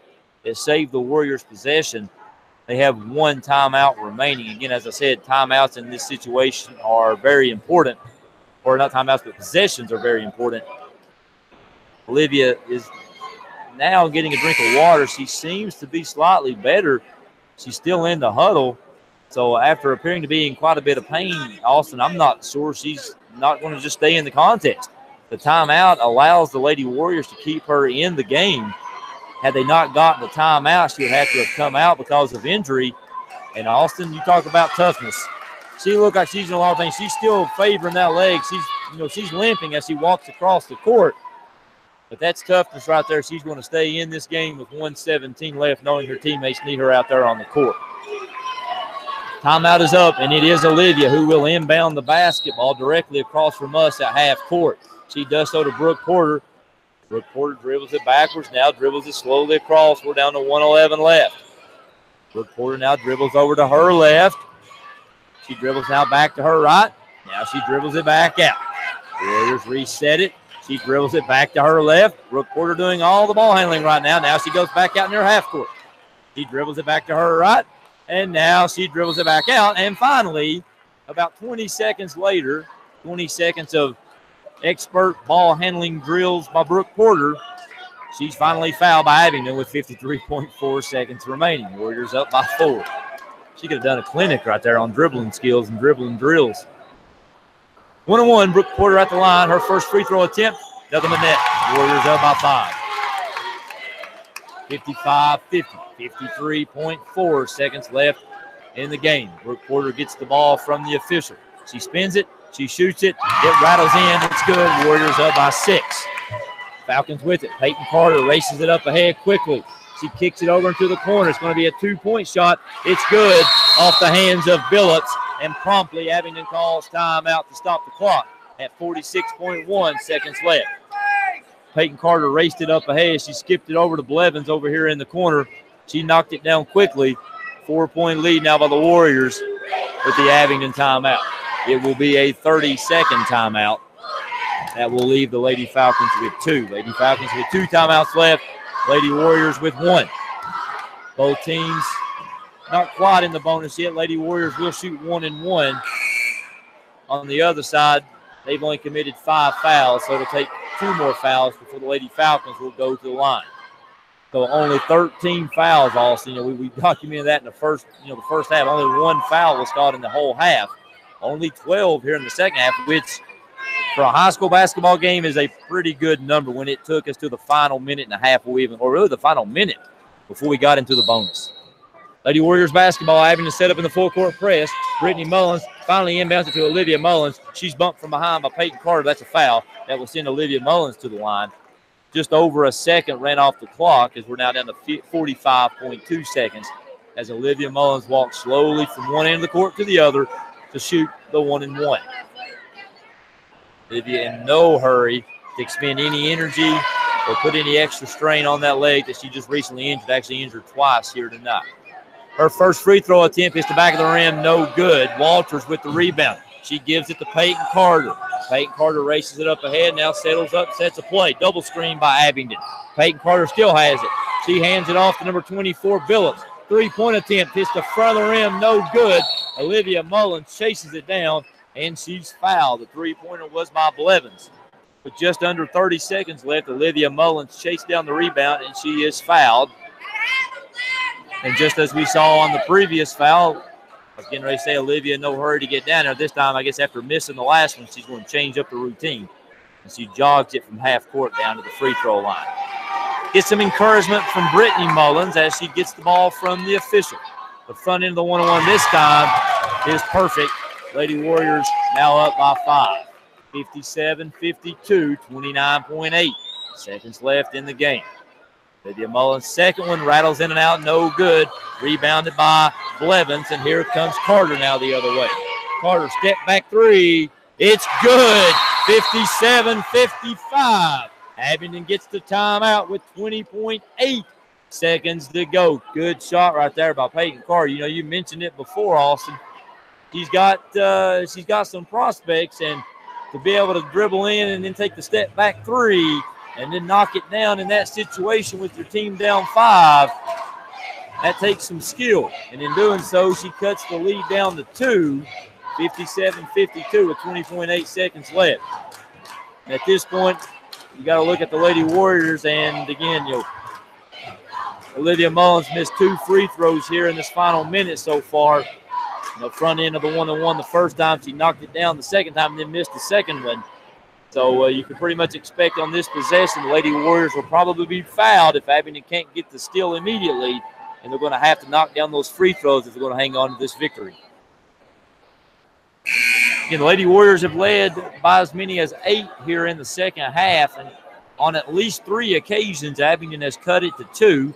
That's where we currently stand with 20.8 seconds left.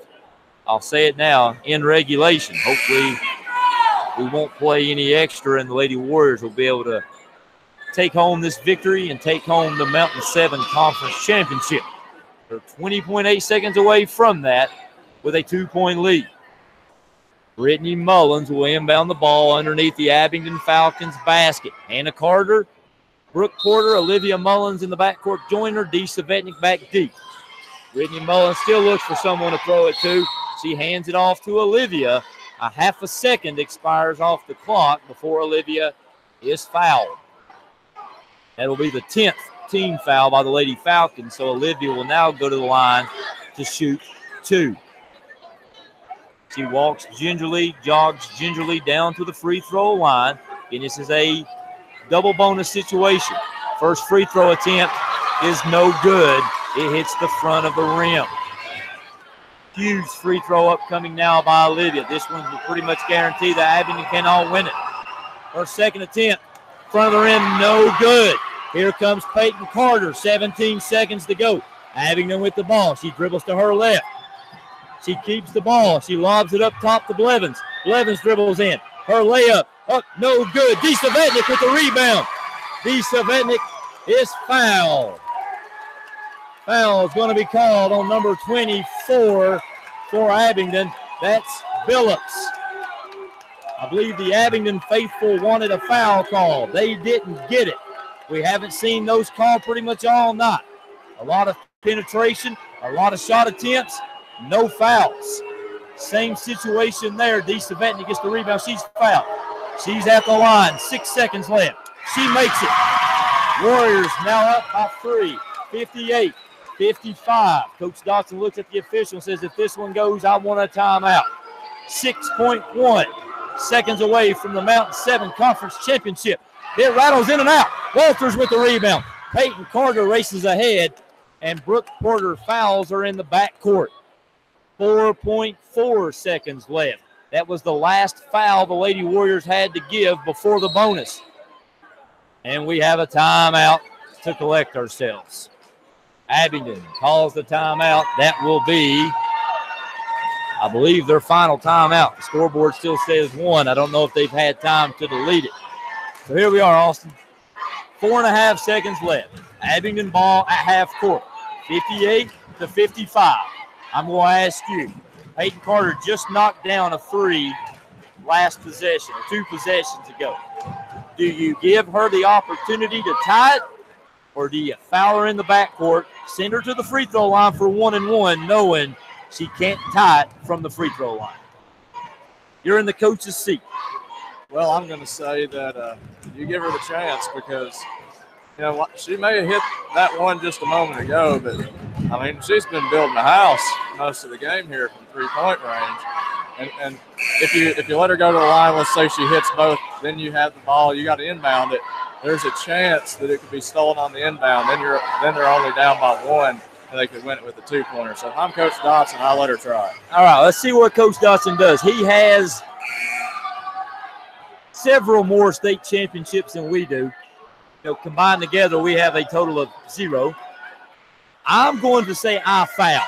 So let's see who's right, Austin. Let's see what Coach Dotson elects to do. Peyton Carter is actually going to inbound the basketball. So she's over on the sideline. She looks to throw it. She does, and it's intercepted by Olivia Mullins, and Olivia stepped out of bounds. So on the steal, she steps out of bounds. They let almost 2.5 seconds run off the clock. So now we have a stoppage of play, and they're going to reset the clock. Now it says 3. Let's see what they do. It will be Abingdon basketball. Olivia stole the pass and stepped out of bounds. There was 4.4 seconds left. Both sides are about halfway up on their feet. At least the students are. I guess everyone else can't get as excited. If I could, I'd stand up right now and announce. I'd have to pick the microphone up, so I'm going to stay seated. 58-55, and Coach Dotson will call his final timeout. Looks like the officials have set the clock at 3 seconds, so they're going to let 1.4 run off the clock. So no timeouts remaining. It's 58-55. Warriors up by 3. Abingdon will be inbounding the basketball from their own corner. It's the corner across from us. Over in the, I guess you could say, it'd be the left-hand corner. If you're listening to us at home, if you're watching it from our point of view, they're going left to right in the right-hand goal in the far corner from us. On the last possession, Abingdon chose to let Peyton Carter inbound it. Let's see what they elect to do here. A little different dynamics. They're not at half court. They're actually within range now for a pass, maybe even get 2 passes off, and then a shot. Didn't quite have a chance to answer our question there, Austin, as that pass did not give the opportunity for a foul or a shot. Still the same situation now. Abingdon will switch up their, I guess, personnel on this inbound. Now Emily Billups is set to inbound it. Peyton Carter is standing on the block. 2 posts up top. They look to set a screen. They inbound it to Carter. She shoots it. It's no good. Rebounded by Abingdon, but the final horn sounds, and Austin, the Mountain 7 Conference belongs to the Warriors. The Warriors will take the season finale by the final score of 58-55. But as I said, more importantly than this game, they clinch the Mountain 7 Conference Championship. Well, we knew this one was going to be an exciting game, and it definitely lived up to my expectations. Just a great game by the Warriors. They played a great team game, and that's kind of the difference. Is it just seemed like the Warriors more of a team-oriented approach, and Abingdon maybe a little bit more on the individual side. But nevertheless, the Warriors come away with the win. They take the district title once again, and it just seems like, I don't want to speculate here. I'm not a conspiracy theorist, but it just seems like that. When you tell people from Abingdon, because they have to play Central in these sports. And you say, well, the girls, they're defending 2-time state champions. Like, oh, they're pretty good for 2A. They're pretty good. Yeah, they're pretty good. They're pretty good, period. That's right. Good basketball team. You don't win like our girls do without being, I think I'll say pretty good, without being really good. Coach Dotson's program, I don't know how many titles he's won now, state titles, conference titles, district titles. It's too many to count at this point. But he's going to add another conference regular season championship to that to that trophy case, to that banner, however you want to display it or hang it up there at Central High School. Good job by Coach Dodson and these fine young women to claim yet another conference championship. And also, in all of that, I just happened to look back here at the Central student section, and they've started bringing a whiteboard to write stuff up during the game. I've seen that. And as I turned around, it said, "We brought the heat." So, good way to tie in and kind of put a bow on that girls' action. We brought the heat. I don't know if we brought it. I know you and I didn't bring it, but I'm going to say the Lady Warriors brought it, as they will claim yet another Mountain 7 Conference title championship with a 58-55 victory over the Lady Falcons. I want to say the heat may have already been here, because the second I stepped in this gym, I mean, it's muggy in here, folks. You know, the things that this broadcasting team goes through, there's always a challenge, and we always overcome. We're team players, Austin. That's we're right. Team players. That's what we're about. We're going to have to take a break here. I'm going to need to get some water, maybe step into some cold, cooler air. I'm about to have a stroke over here. Yeah, it's very old school, because I remember these old school gyms between games and at halftime, you'd go outside and there was a congregation outside. Now, they usually congregated outside for different reasons back then, and they still may do that. I've never been outside, but I'm going to need a cool air break. I need a breath of fresh air, Austin. Sad part is it's still 60-some degrees outside, so it's not like we're going to be stepping into that crisp, cool 20-degree air that we were used to there for a while. Yeah, it looks like we're going to have a little bit of a break here. Looks like we're going to have some senior night presentations. The lady Falcons are still gathered here on the court. Looks like we may have some type of some ceremonies that may happen here over at Abingdon. I'm going to assume this is their last home game. So we may have a little extra time, Austin. I'm going to step out, give me something to drink, maybe give me a quick bite to eat. I guess we'll be back here in about 15, 20 minutes with the boys contest. We'll see you then.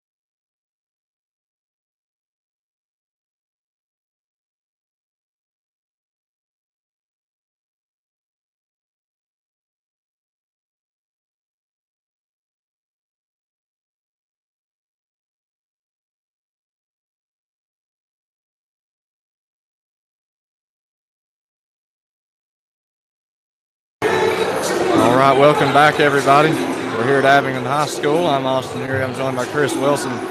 Just seen the girls come away with a victory over the Abingdon Falcons, clinching the Mountain 7 district title.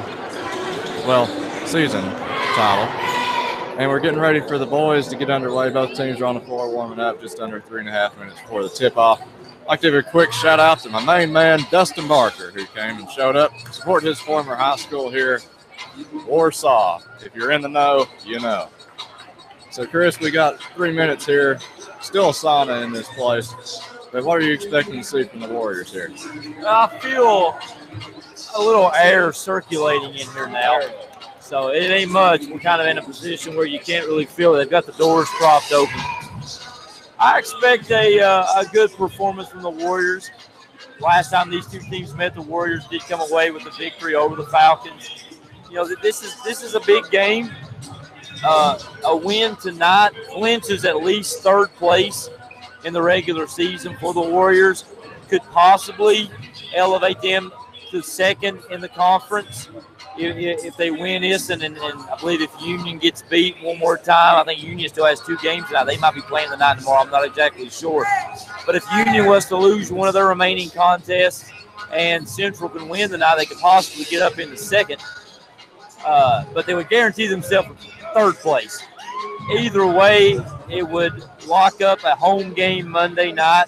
If the Warriors win this game, they will host either Ridgeview or Lee in the first round of the conference tournament on Monday. Plus, it would eliminate something. I don't know how the standings break down, but it would eliminate something fluky where they would drop to 4th. And the importance of that is if you finish 4th, yes, you would still get a home game. But that would put you on the same side of the bracket as Gate City next week, and you don't want that. If you're going to have to play Gate City, you'd rather that be in the championship game and not in the semifinals. So it's a big matchup, which is why I think the Warriors will be prepared. They'll be fired up. They'll be focused because this game does mean a lot. You know, it doesn't mean anything for the conference or anything, as far as the championship. But as far as seeding and who you might meet down the road in the conference tournament, it does mean a lot. So I expect them to be fired up and focused tonight. Well, like you mentioned, this is a big game. And I could just tell by looking at them as they warm up here. They are focused. They are ready. Last time these two teams played, they did come away with a fairly impressive win there. It's well over a 10-point win for the Warriors. And I'm sure that they've looked at the tape. And, it's been kind of a roller coaster this second half of the season for the Warriors. They started off, had a great start to the season, and second half of the season they win a few and then lose a few, and it's just kind of been up and down. But I like their chances coming into this game. They look ready. Yeah, if I recall in that first contest, Austin, it was pretty tightly contested for quite a while. And then something happened in about the third quarter, and Abingdon subbed in 5 new guys. And they rode those guys for about 3 minutes, maybe 4 minutes in that game. And the Warriors really stretched out a decent lead while the subs were on the court for the Falcons. And after that, it just sort of stayed in that double-digit range, as you said. But when both units had their top guys on the court, it was a tightly contested game. And then the Warriors went on a little mini spurt there in about the third quarter, stretched it out to double digits, and then just sort of, as I said, cruised to the victory from that point on. It looks like they're getting ready to call the starting announcements, so we'll let you listen in. Starting lineups first for the visiting West Central Warriors. Number 12, Tyler Reynolds. Number 14, Matthew Bailey. Number 44, Abby Lester. Number 30, Ben Shepard. Number 44, Russell Collins. The Warriors coach,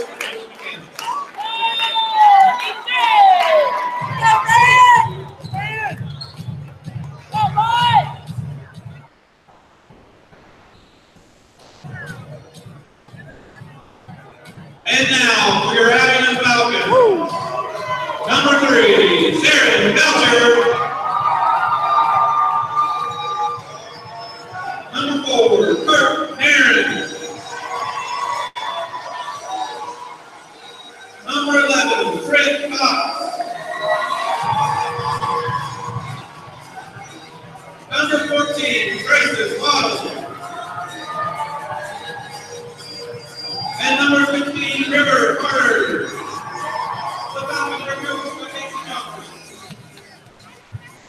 Austin, it's nice to see that Abingdon has the theme of during player warm-ups and player introductions, they go to the Eric Bridge Call on Me as their intro song. Nice techno from the, don't know the exact year, I'm going to say probably early 90s. Wow. Actually, I think back, it was 2004. I guess when you get as old as me, you kind of lose track of the decades. But again, Call on Me, I think that's the only lyrics of almost the whole song, and it's just a constant techno beat over and over and over. And they played it last night, and they played it again tonight. Well, I believe that's right up your alley from what we heard there at Union. But nevertheless, we're ready to tip off here. Warriors in the road red, good-looking uniforms, Abingdon in the home white. Warriors win the tip. Tyler Vanover has it. He passes off to Damai Lester, and the Warriors will start with the ball. Lester's at the top of the key. He passes out to Stallard, right wing. Hayes, right corner, back to Stallard, then Lester at the top of the key. Back to Vanover in the right corner. He'll pull that three-pointer. That one's good. Quick three from Tyler Vanover. Warriors up 3-0.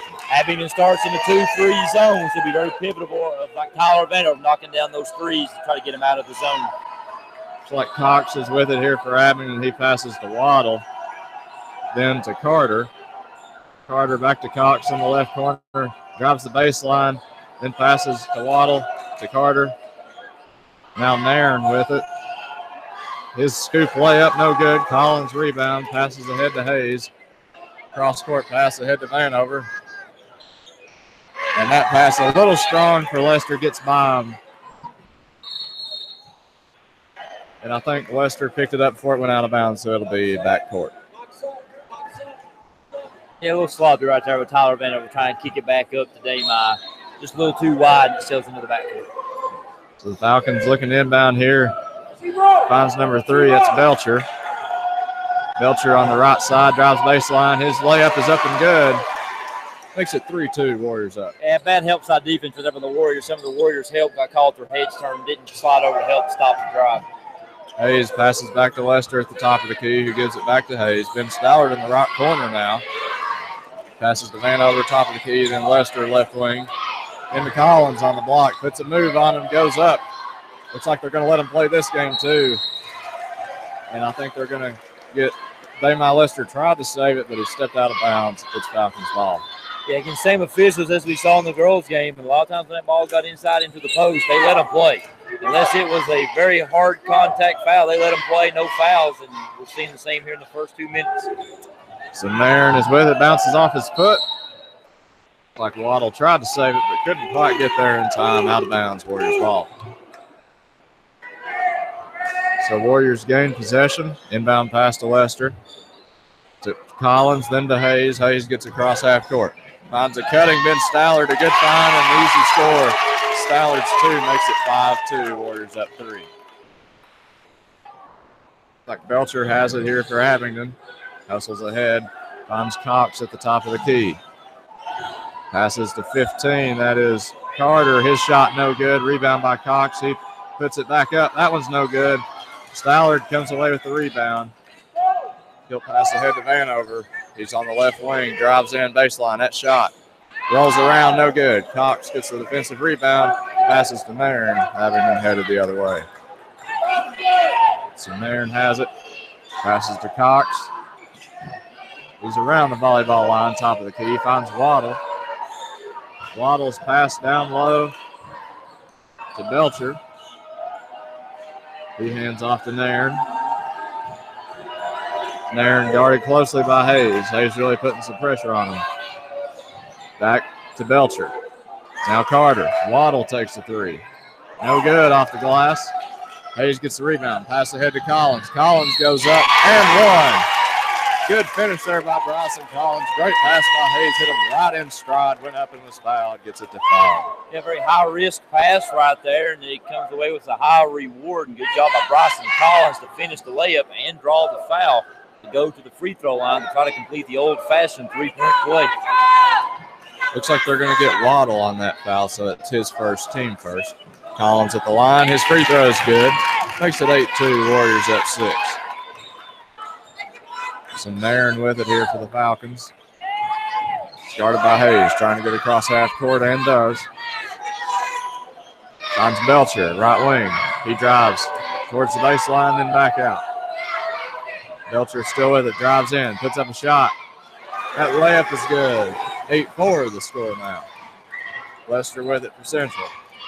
Tries to get it to Hayes, almost poked away. Collins comes away with it. He'll get it right back to Lester. Lester to Vanover. That's a three-point shot. No good. Stallard with the rebound. Passes to Hayes. Into Collins on the block. Pass intended for Vanover. A little strong, a little wild, out of bounds. Falcons ball. Yeah, a little too much zip, a little too wide on that pass from Bryson back out to Tyler, and it sails into the Abingdon bench, the Abingdon basketball. So Marin will walk it down the floor here for the Falcons. It's guarded by Hayes. Gets across half court. Out to Waddle, left side. It's Cox. They're going to say that was a three. It's good. Makes it 8-7. Abingdon trims the lead to 1. Hayes with it now, right wing. Finds Collins at the free throw line. Goes in, out to Stallard. That's a three from the left corner. Rattles out. Marin defensive rebound. Falcons the other way. And a timeout called here by the Falcons with 3:54 to go in first. Yeah, very odd timing on the timeout. They look like they was going into transition, and about mid-flight of the pass, they called timeout. I just happened to look to our left. It looks like Jordan Bishop, Landon Elkins, and Trey Mullins are set to check in for the Warriors during this timeout. It is a 30-second timeout, getting the Warriors on top by 1, 8-7. Well, you know, the Warriors came out playing pretty good here, putting up some points, but you know, that three, it's somehow a three-point shot. Even though the number doesn't seem as significant, it can really change momentum. And a couple threes later, and suddenly your lead's been trimmed down pretty close. Yeah, we talked about that, you know, in the Ridgeview games and against Lee. You know, if you can knock down threes, you can compete in any game. And you can win some games if you can knock them down. Now, if you're missing them, you can get blown out of the gym. Unfortunately for the Warriors, it seems like most teams we play can knock them down, which at least keeps them competitive and in the game, and in some cases, knock off the Warriors. So there, and he passes the top of the key to Cox. It's guarded by Bishop, who just checked in. Waddle in the left corner. Hans Belcher, top of the key. He'll head left, goes in, layup is up, no good. Rebound to Trey Mullins. He also just checked in, passes to Landon Elkins, the third member of that trio that just checked in. To Vanover, back to Elkins. Elkins finds Hayes, right wing. Hayes will pump, fake, and drive. Beautiful floater by Hayes. It's good. Makes it 10-7. Abingdon's bench wanted a charge call. No charge call again. They're not calling those calls in those anything inside. They're letting them play. Good job by Elijah Hayes to knock down that floater. Belcher has it for the Falcons. He'll drive in. Goes up. That layup, no good. Ball's batted around. Bishop eventually comes down with it. Pass to Hayes. Long pass ahead to Vanover. Right corner. He'll take that three. That one won't go. Looks like Carter gets the rebound. Abingdon headed the other way. Carter still with it, guarded by Elkins. This was ahead, putting some dribble moves on him. Passes to Cox. Cox back to Carter. Carter looking for a teammate. Puts it on the floor and passes to Cox. Waddle with it now. Right corner. Finds Belcher, right wing. It's guarded by Vanover. Falcons in not too much of a hurry. As soon as I say that, Belcher slashes right in and puts a layup in, 10-9. Again, bad help side defense by the Warriors. Give up the easy layup. No one slid over to help stop the drive. Led to 2 easy points for the Falcons. Elkins has it. Passes to Hayes. Hayes back to Elkins. Back to Hayes once again. Pass intended for Mullins was tipped and eventually stolen by Carter. Fast break for the Falcons. Carter will go right in. Got a little bit too ambitious there and tripped himself up on the floor and his own feet. Fell to the ground, eventually stolen by Elkins, and a foul on Abingdon. Looks like we have a fire wagon line change here for Abingdon. 5 new guys coming onto the court. Throwing out some hockey references here now as the entire Abingdon lineup comes out in the favor of 5 new guys. Again, last time these two teams met, it was in changes like this where the Warriors were able to make their runs. Let's see what they can do in the final 2 minutes of the period. Looks like that'll be Thacker, O'Quinn, Boggs, Hungate, and Odell. So Elkins has the top of the key, drives in, hop step, floater's up and good. Makes it 12-9. Warriors up 3. So Thacker has it for the Falcons. Heading right, finds Odell. Pass intended for Boggs, broken up and stolen. Hayes with it now for the Warriors. Pressured closely, passes to Bishop, to Elkins. Elkins finds Hayes. Hayes pass intended for Mullins, broken up and eventually stolen by Boggs. Abingdon the other way now. Boggs will drive in. Dumps out to number 30. It's Hungate. Now to O'Quinn. Back to Thacker. And now Odell with it. Finds a cutting Hungate, and he puts that one in. So 12-11, a 1-point Warrior lead here with 35 seconds to go here in the first quarter. Looks like Elkins has it. Top of the key, passes back to Hayes.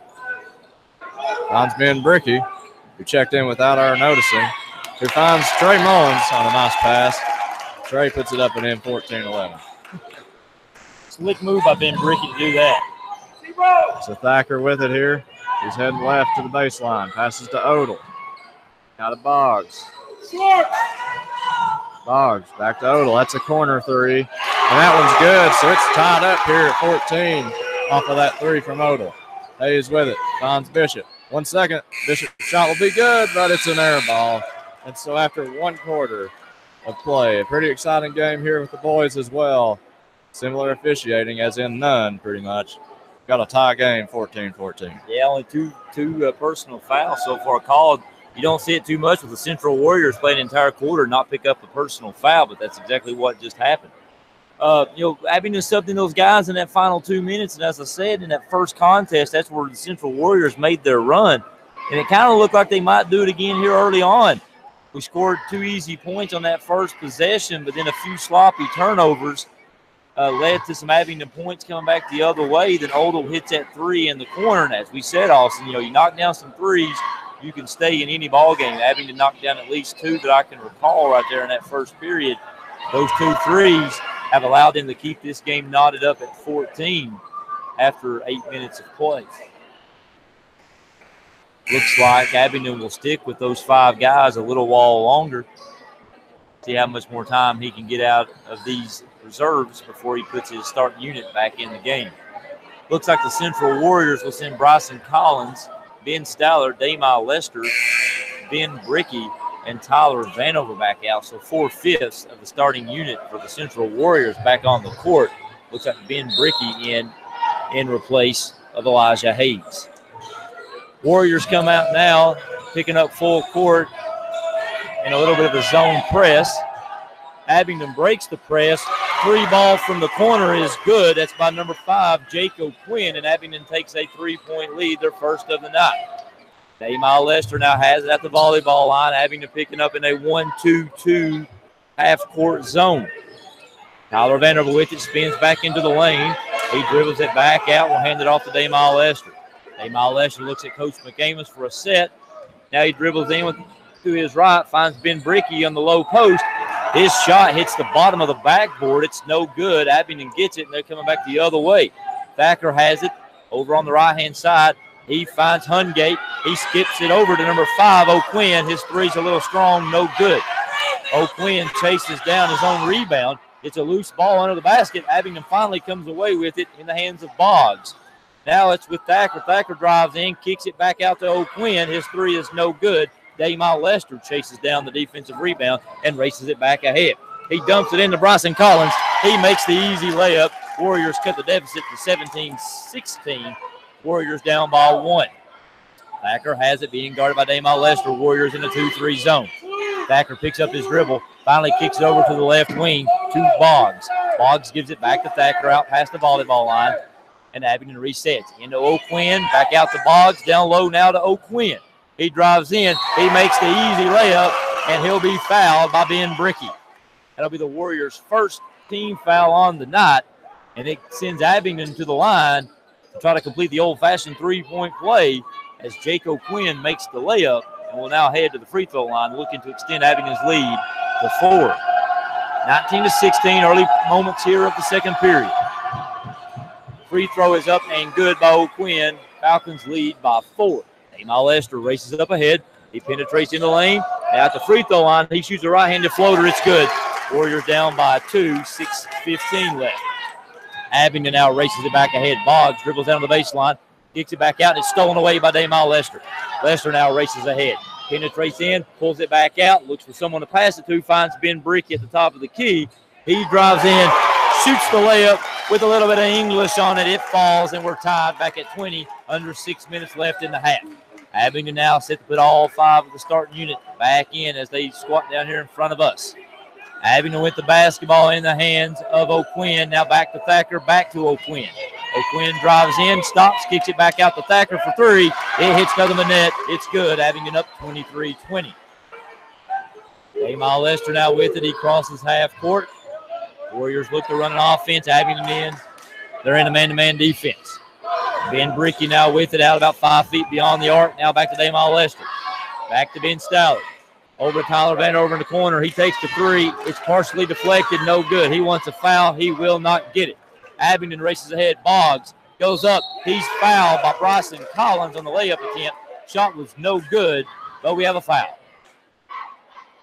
It will be on number 44, Bryson Collins. That will be his first. Warriors team second, as it sends number 30, Chase Hungate, to the free throw line.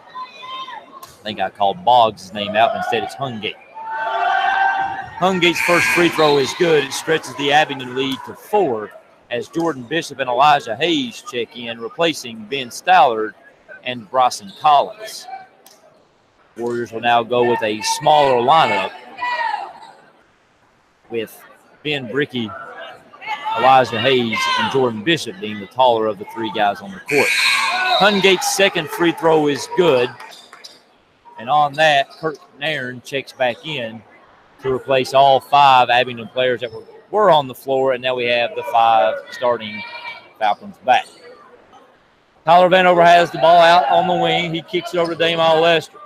Lester goes inside to Bishop. Bishop looks for someone to throw it to. Instead, we'll take the turnaround jump shot. It's too strong off the back of the iron. Ball is tipped around. Ben Bricky comes up with the rebound, tries to force it up, misses.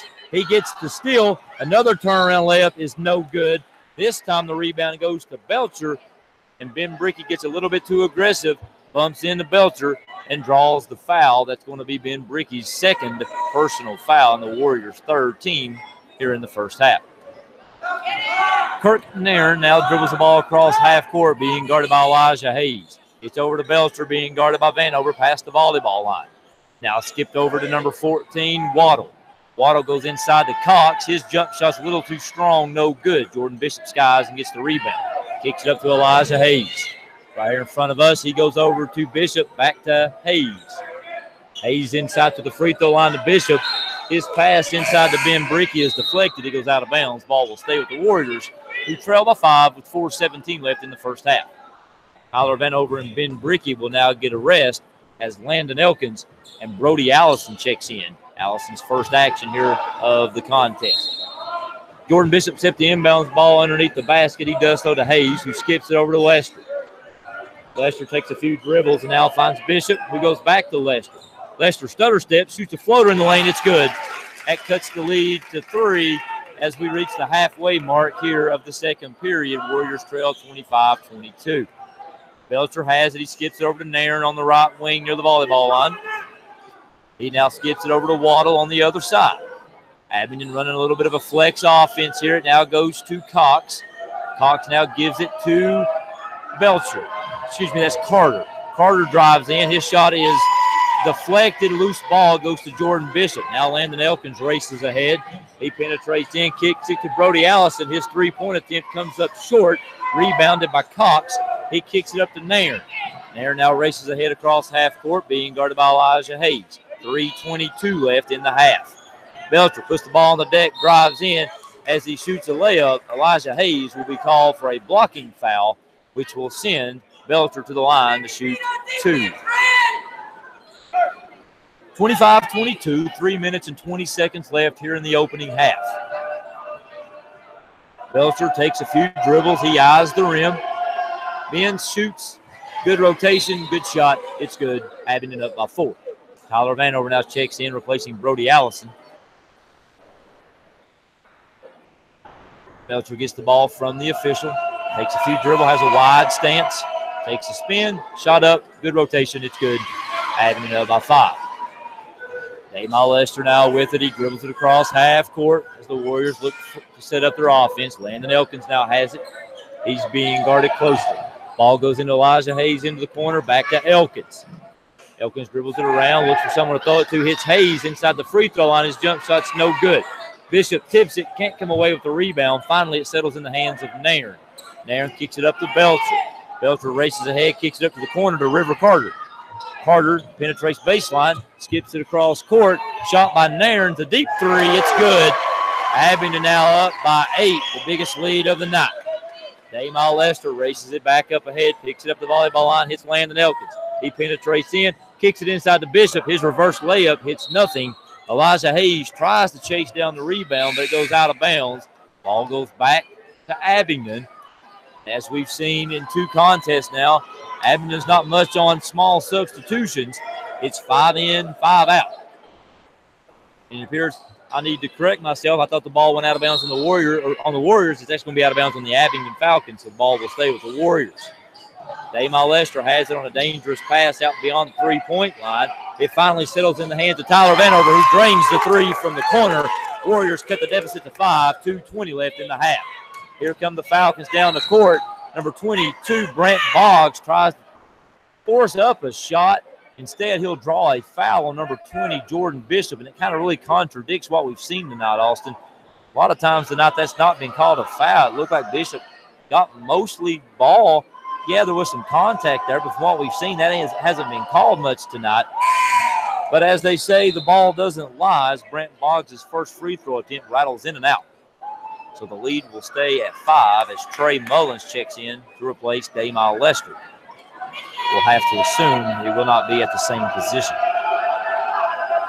Second free throw attempt hits nothing but net from Brant Boggs. That extends the Abingdon lead to 6. Trey Mullins inbounds it to Elkins. It now goes to Hayes as Abingdon picks up in the full court. Jordan Bishop skips it across to Tyler Vanover, who executes the easy layup. Warriors now down by 4, 31-27. Warriors now picking up in their 52-2-2-1 press. Ball in the hands of O'Quinn. He's trapped at the sideline, stolen away by Jordan Bishop after a deflection. Bishop passes it to Trey Mullins. Trey Mullins hits Landon Elkins inside. His reverse layup is no good. He was wide open and missed. Ball goes back to Abingdon as it's in the hands of Jake Thacker. He skips it up ahead to number 30, Chase Hungate. Back to Thacker. Thacker goes back to Hungate. Down into the corner by Abingdon. Skipped across to O'Quinn. O'Quinn puts the ball on the floor, kicks it back out to Thacker. Thacker looks for someone to throw it to as he's guarded closely by Tyler Vanover. He now penetrates in, kicks it back out. Three-point attempt hits the back of the iron, no good by Hungate. Elijah Hayes gets the rebound, nearly turned it over. Instead, we'll have a foul that's going to be called on number 31. That's Alex Odell for Abingdon. And Austin, I have to correct myself, as now Abingdon will send 2 guys in. Looks like Belcher and Cox will check in to replace a couple of the other Falcons. Not their typical 5 in, 5 out, as we've seen every time so far this evening. 31-27, under a minute 20 left here in the first half. Elijah Hayes has the ball at the volleyball line. Dribbles to his left, now goes right. And we've got a bump and a foul. Foul's going to be called on number 3. That's Belcher. That will be Belcher's first personal foul. Right now looking at the scoreboard, Belcher has 8 points, one of the top scorers so far for the Falcons. Landon Elkins with it, gives it back to Elijah Hayes in the post. Elijah Hayes nearly has it stripped, but comes away with a good spin move. And as he tried to elevate to shoot it, it slips out of his hands. That'll be a turnover. Ball goes back to the Falcons as the clock is now under 1 minute. Thacker has it as their head coach yells out the same set 10 times right in front of us. It now goes to Cox, as that set must have been a three-point attempt for Cox. It's no good. Tyler Vanover with the rebound. He dribbles down, kicks it over to Elijah Hayes. It goes back to Landon Elkins. Abingdon in a man-to-man defense.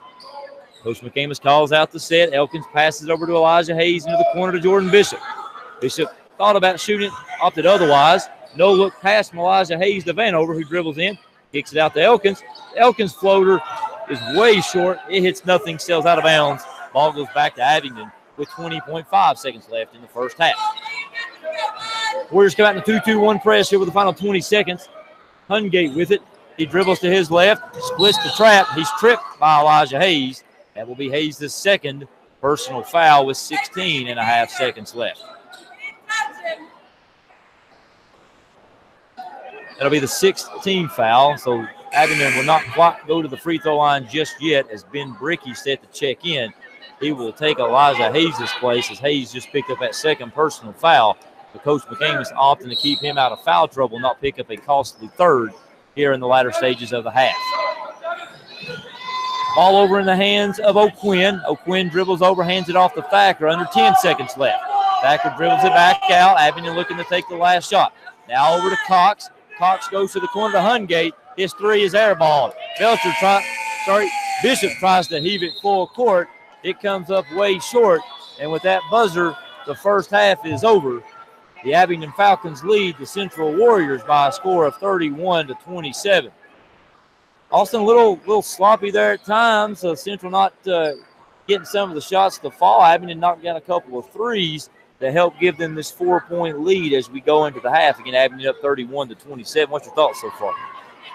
Well, as you mentioned, it's been kind of a two-sided half for the Warriors that have resulted in them not having the lead.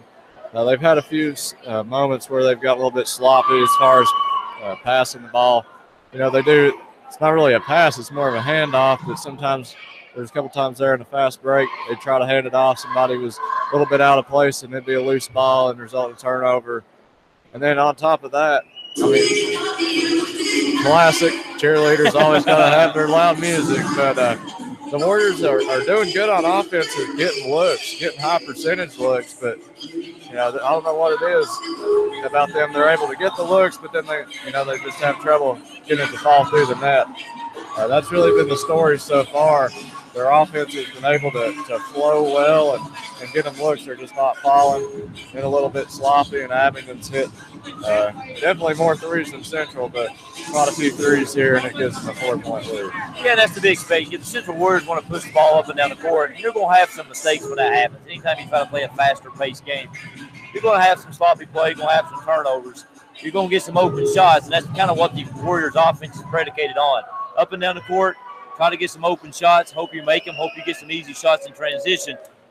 And in doing so, you have to accept the fact that occasionally you're going to turn the ball over. So, again, pretty much what we've seen so far.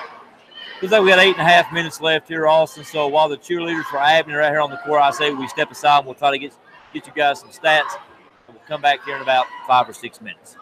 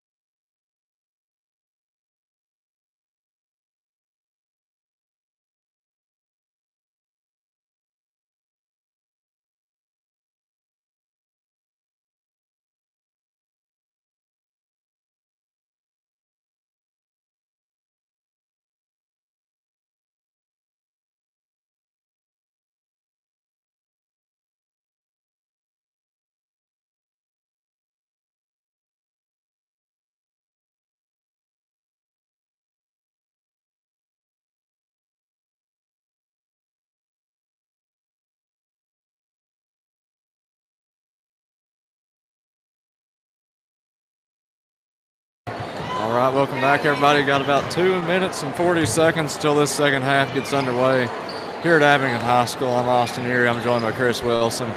The score is currently the Abingdon Falcons 31, Central Warriors 27. And the temperature 85. It's pretty warm in here. Speaking of sweating and temperature, courtesy of my father, turns out the coach from Maryland was Lefty Drizzle. They had another one after that. That was a heavy sweater, not a shirt, but someone who sweated profusely. Just can't remember. Can't remember his name. There was somebody after that, but he may have sweated too. He was the Maryland coach. Huh? But nice to see he's listening to us at home, and right. thanks for the help. It's better than Chad Dawson's. Chad Dawson wanted me to make sure I, send a shout out to him that he felt like his broadcasting helped carry the Lady Warriors through the season. But I kind of feel like, obviously you've been there all year, so you deserve most of the credit. I had to come in tonight to help lift them to the conference championship. So if you're just tuning in, again, the Lady Warriors 58-55 victors in the girls contest to claim the Mountain 7 conference title. But and everyone listening to us at home, appreciate it. Thanks for listening to us. I'm sure we'll have plenty of broadcasts coming up next week as conference tournament season kicks off, the second season of the basketball year. 1 point I'll make, Chad tooted his own horn there. If I'm not mistaken, the last time the Central played Abingdon and the girls lost, he was calling that game with me. It's Chad's fault. And so you, on the other hand, tonight, calling a game with me, they win. There we go. It's all about me. Once again, not a conspiracy theorist, just throwing that out there. Yeah. And Chad has just chimed in. The coach that I was trying to think of was Gary Williams, a.k.a. the Volcano. He would sweat, and sweat heavily. And so Chad, thanks for listening. Too bad you're not here sweating with us tonight. You're probably kicked back at your house in a nice air-conditioned recliner at your home, but we don't miss you. But thanks for listening to us. What a shot. Well, with that shot being taken, I'm sure Chad is... Oh, he's chiming into you now, Austin. You are now dead. Wow. You think you got a friend in somebody, and then something like that happens. Oh, no, Chad Dawson will stab you in the back as quickly as he can, as we are finding out here tonight. He left the Lady Warriors high and dry, and now he's calling us out via text. Wow. Well, as I try to bring myself back into reality after that shocking statement, looks like we're going to get the second half underway. Warriors start with the ball. Damon Lester passes to Stallard. He gets it right back to Lester. Lob into Hayes. His way up is up and good. Makes it 29-31. Yeah, set play right there by the Warriors. They have that lob play anytime the team comes out in the 2-3 zone. Set play right out of the half. Good job by the Warriors getting 2 quick points. Looks like the starters on the floor here for both teams. So for Abingdon in the corner trying to catch the number, that's Nairn. His shot was up no good. Rebound Collins ahead to Hayes. Fast break. Ahead to Stallard. His shot no good. Nairn gets the rebound. Falcons will head the other direction. So Belcher, he passes to Cox, top of the key, out to Waddle. Waddle's pass finally ends up in the hands of Belcher. It's a little long for his intended target, and Belcher slashes in on the layup, 33-29. Yeah, Vanover nearly with the steal and had a breakaway layup. Vanover shot a corner three there on the other end. It was no good. And now Belcher brings it the other way for the Falcons. Belcher finds Cox in the right corner, has to pick up his dribble. Back to Belcher. Waddle will take a three. That one rolls out. Hayes rebound. Passes ahead to Lester. Lester, spin move. What a move from Lester. I'm telling you, he loves that floater. That's a spin move, floater, bank job. He got everyone. He got the trifecta in right there. Great spin. Great job using the glass, and it falls. Nice job by Damon. That bucket by Lester makes it 31-33. Abingdon still up 2. Carter with it now for the Falcons. Pass inside to Belcher. Nobody near him. He lays that one in nice and easy, 31-35. Yeah, Tyler Vanover got lost in the screen right there. Easy layup for Belcher on the other side. Then Stallard receives the pass on the low block and puts it in. score is 33-35 Abingdon. Yeah, we're off and running now in the second half. Easy scoring, easy buckets in the first 2 minutes. Belcher has it here for the Falcons. He heads right. Passes to Cox, top of the key. Pass, a little strong, a little behind his man. Out of bounds, Warriors ball. It's that easy. Don't go out so far. Stay home. That's what Chad Dotson did tonight. He stayed in. Damon Lester with it. Passes to Hayes. Finds Collins. Stripped away from Collins. Nairn with it. Nairn passes to Belcher. And Belcher will cross half court at a walking pace. Belcher heads left, hands off to Nairn. He'll take that three. It's no good. Batted out, and it's going to be Central ball. It's like Trey Mullins will come in for Bryson Collins here for Central. Looked like River Carter got away with a shove in the back right there on that last rebound. No call again. We're kind of going back and forth on the lack of calls inside. They've been pretty consistent about it tonight, and it's been a pretty cleanly contested, night, both boys and girls. Lester thought about a three, pump fakes, kicks out to Hayes. That pass tipped out of bounds by Belcher. It's still Warriors ball. Inbound pass to Hayes, to Vanover. He'll step into a three, no good. Mullins with the long rebound. Trey Mullins passes out to Elijah Hayes. Hayes to Damon Lester. Lester will go in. Layup, up, no good. Rebound and put back by Stallard. We're tied up at 35. Great move there by Stallard. Always hustling down low, fighting out. That putback ties the game. So Belcher has it now for the Falcons. He heads west, almost loses his dribble. Finds Nairn, out past the volleyball line, guarded by Hayes. Nairn heads right. Poked away by Hayes. Nairn holds on to it. To Waddle. Waddle to Belcher. Belcher crosses over and drives in. Kicks out to Carter. That's a corner three. That one falls. Corner three from Carter makes it 38-35. Pass ahead to Lester now. Lester back to Hayes. Stallard to corner three. It's short. Rebound by Cox. Passes to Nairn, and Abingdon's coming the other way. He walks across half court. 3:40 left here in this third quarter. Abingdon up three. He'll head left. Hands off to Carter. Carter backing down in the post. Finds Belcher. Belcher kicks out to Waddle. To Nairn. A three. No good. Cox comes down with it. His putback is up and good with a foul. So the and one here for Cox. Foul is going to be on number 30, Ben Stallard. It's going to be his first personal foul. Warriors' first team foul of the half. So some pretty large substitution here for the Falcons. Looks like they'll put that second group in again. So it's Thacker, O'Quinn, Boggs, Hungate, and soon to be Odell as soon as his free throw is shot. Given he makes it. He does sink it from the line, so that makes it 41-35. Odell checks in. Be Warrior ball. Looks like Bishop and Elkins have checked in for the Warriors. Elkins passes to Lester. Down to Mullins on the block. Back out to Elkins. He goes in and up. And on his way up, the blocking foul, he'll get to shoot two. Foul's going to be called number 22, Brant Boggs for the Falcons. That'll be his team first here in the second half. So Elkins will get to head to the line. He has 2 points in this contest so far. First one is up and good.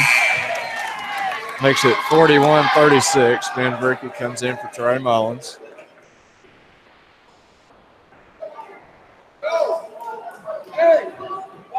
And Elkins steps up to the line here for his second shot. It's up. A little short. Rebounded by Thacker. Passes ahead to O'Quinn. His layup, he was pretty much wide open, misses. Ricky rebound to Elkins. Ahead to Vanover.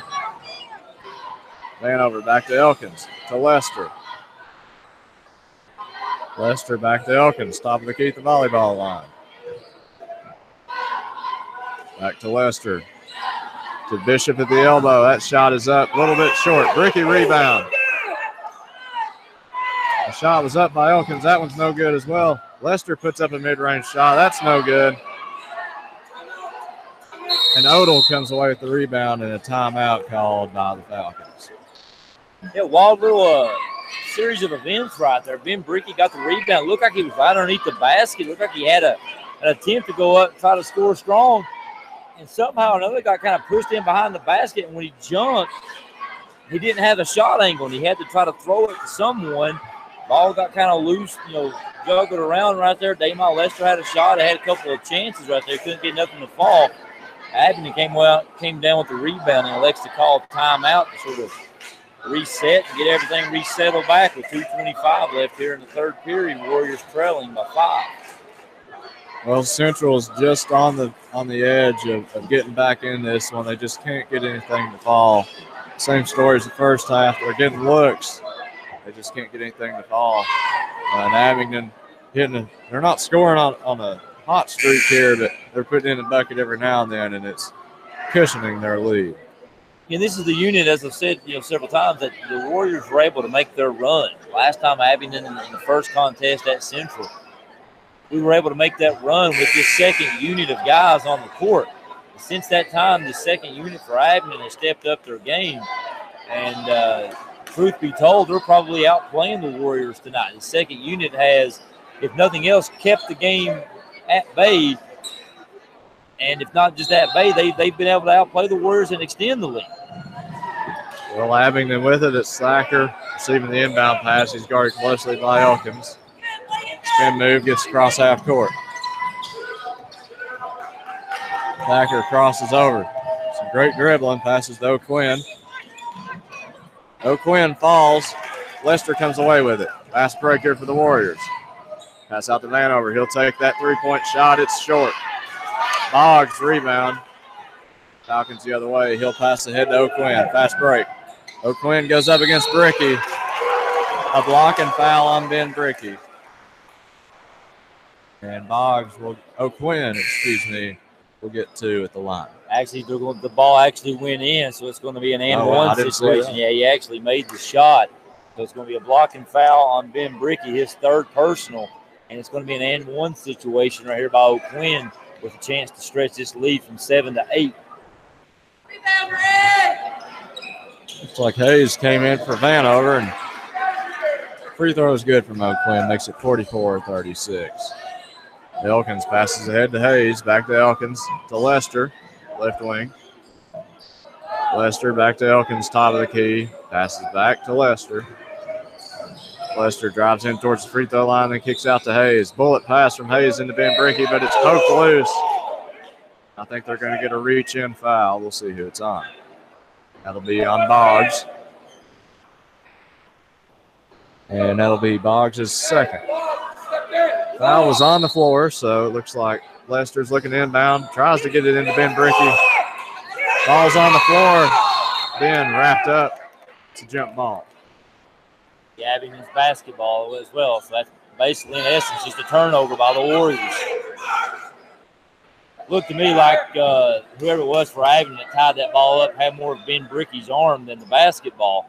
But instead, the referees called it a jump ball. So like I said, in essence, a turnover. Get out! Get out! So Hungate has it here for the Falcons. He's guarded by Hayes. Hands off to O'Quinn. O'Quinn drives in.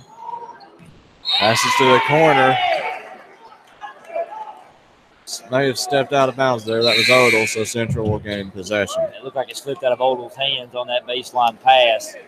That'll be a turnover. It looks like Abingdon now sending in 3 of their starting 5 unit to replace some of the substitution unit that they had out there earlier. It looks like Nairn, Cox, and Belcher checking in to play the bottom part of the Falcons' 2-3 zone. Elkins with it. He passes to Hayes. Hayes to Lester, who finds Elkins. Hans Bishop at the elbow, but it's poked loose. They're going to say it was out on a Falcon. Warriors hold on to possession. Warriors having a real tough time right now handling this Falcons 2-3 zone. They're forcing some passes inside. They're not knocking down anything from out on the perimeter. And if you can't pass it inside and you can't knock down shots outside, the 2-3 zone is pretty much going to be impossible to break. Lester has it. He passes to Bricky on the baseline. Now to Bishop. He's swarmed. He passes to Elkins. Elkins to Hayes. Hayes will pull a mid-range shot. It's no good. Cox gets the rebound. Thacker with it now. And they're going to get Bricky on a foul. It's going to be Bricky's 4th personal foul. He's picking about a foul a minute right now for the Warriors. It's Ben Stallard now comes to check in to get Bricky. Looks like Ben Bricky said no way. His Stallard checked in for him. Definitely, it's a little bit different here. They're calling fouls this game, whereas with the girls, a little bit conservative. We're seeing more fouls on the perimeter. Still not seeing a whole lot inside. When the ball goes inside, not a lot of fouls in there, but more on the perimeter. So Thacker has it. Standing top of the key. Looks like he's a third base coach. Tapping the ball with his elbow, running his finger down his nose. I don't know what's going on here. Passes to Hungate, back to Thacker. Cross court, past him there and high. Almost made it in the trash can, though. But nevertheless, it's out of bounds, Warriors ball. That would have been one shot I would have liked to have seen Abingdon make. That would have been pretty That good. would have been a long shot into the trash can. Elkins with it. 7 seconds left in the third. Passes to Hayes. Hayes to Bishop. That's a corner three. No good. Nairn rebound. And that'll end the third quarter. Falcons up 44-36, 8-point game. Again, open three-point look right there by Bishop to close the half or close the quarter. Warriors just not getting any of those open shots to fall. And anytime another team's playing a 2-3 zone and you're not knocking down open threes, it's going to make it even tougher. When they try to force the ball inside, Abingdon swarming in, they're collapsing in. Warriors not getting much going inside. The only way you can loosen up a zone is to knock down some of those open threes. Tyler Vanover had a few. Jordan Bishop had that one right there. They're just not falling right now for the Warriors. And that's why the scoreboard says 44-36, the Warriors trailing by 8. Well, the people taking the three-point shots, wide open looks, they're usually pretty good three-point shooters. Of course, Vanover, a great shooter. Bishop can knock him down as well. It's just, and Stallard, he's had a few open looks. They just cannot find the bottom of the net here. I'm trying to think back throughout the game. I know Tyler hit a three early in the contest. I don't recall too many more that the Warriors have been able to knock down. And, came out hot right there to start the half, scored a bunch of points early, and then sort of fizzled out. It's almost like when the starting units out there, the Warriors kind of get on a run, but when it comes time to make some substitutions and give some guys some breathers, they start to fizzle out just a little bit, and Abingdon's able to stretch their lead out. So with that said, the Central Warriors will send their starting lineup out here to start the fourth quarter. Again, trailing by 8. Need some points here in a hurry and try to chip back into this game. Damon Lester has it, gives it to Elijah Hayes. He gets a screen from Ben Stallard. He now skips it to Lester, who will take an open three. Not very good. It skips off the side of the rim.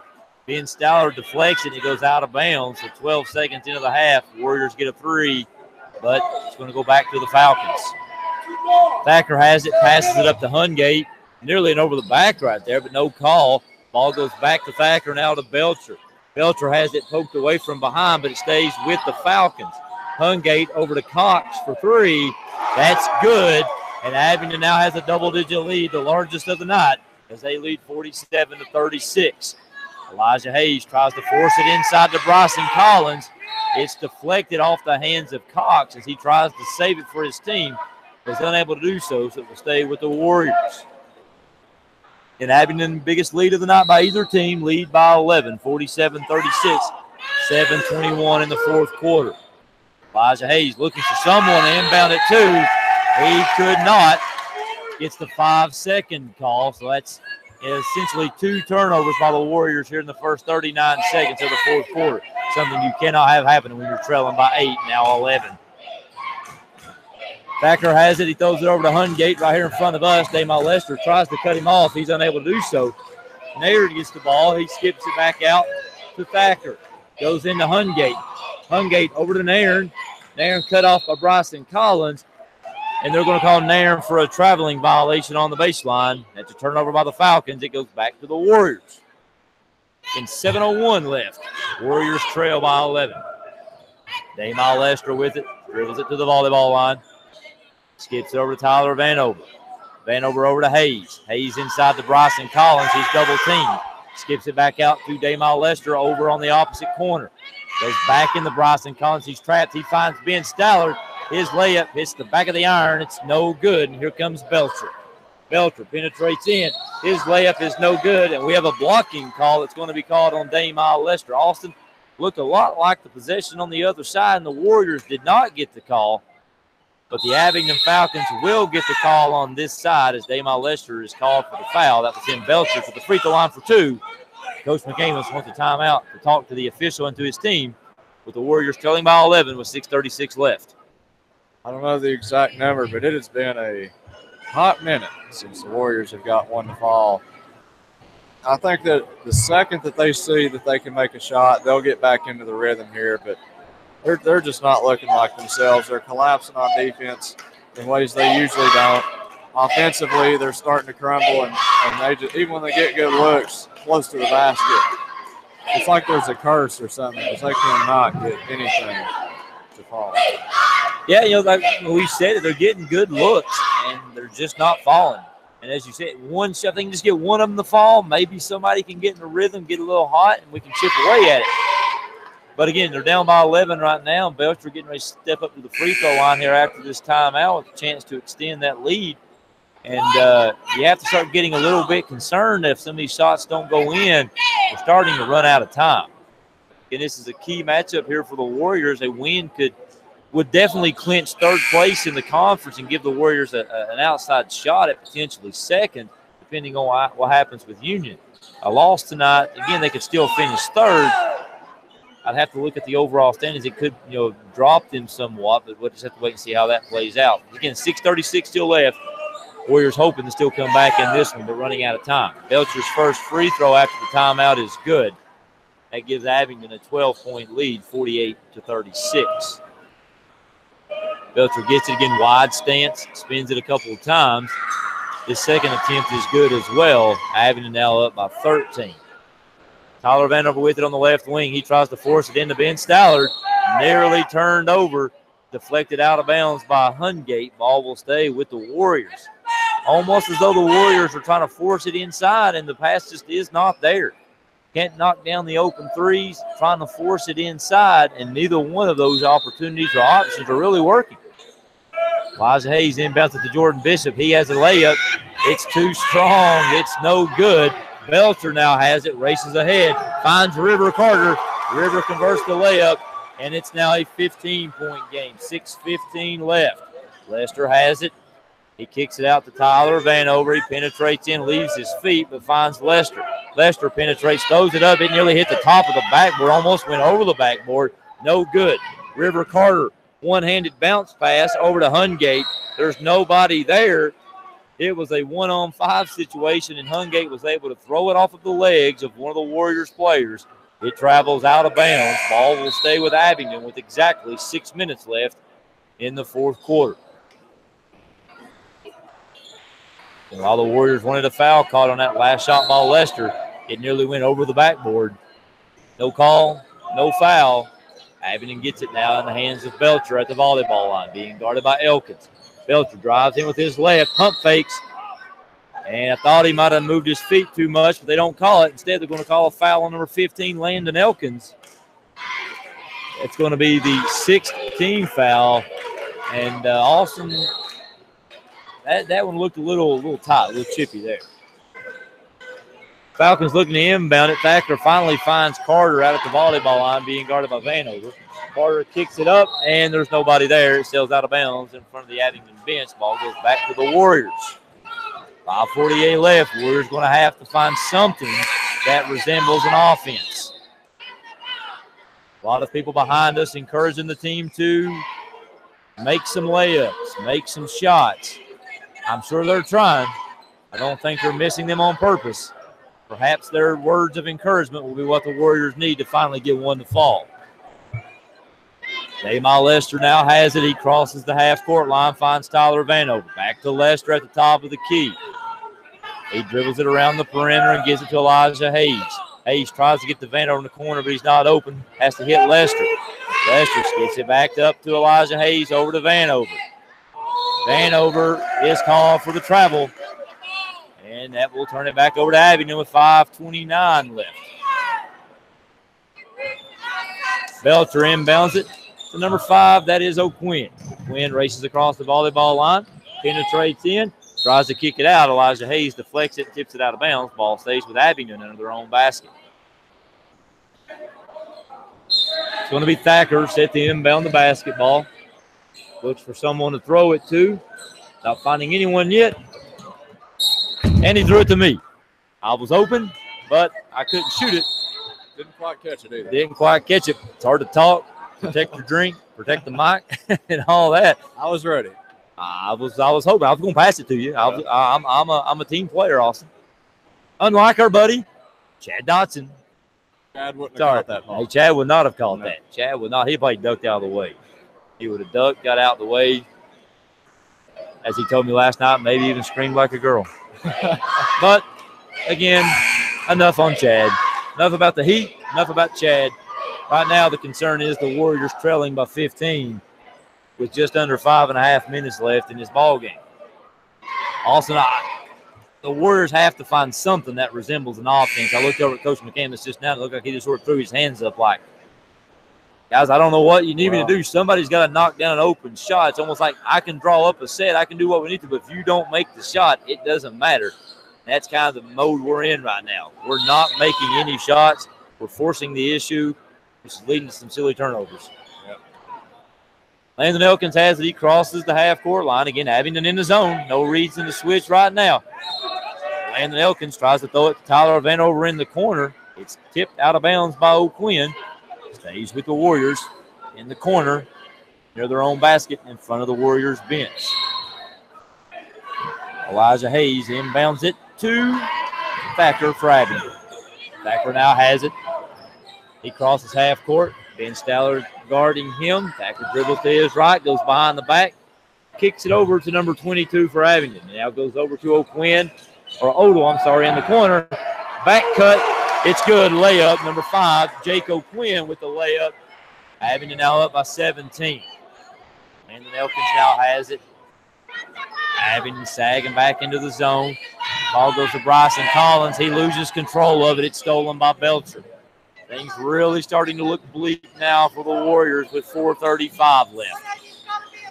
Thacker has it at the volleyball line. Elijah Hayes tries to poke it free. He was unable to do so.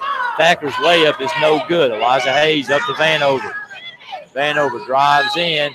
He's going to be hooked on the arm, and we're going to have a foul called probably on the floor. That's going to be called number 22, Brant Boggs. That will be Boggs' 3rd personal foul. Looks like Abingdon's 4th team foul. Looks like Elijah Hayes coming out of the game. Tyler Vanover set the inbound the basketball underneath their own basket. He does throw to Elkins, up to Lester. Lester takes the 3. It's too strong, no good. Rebound comes down to Brant Boggs.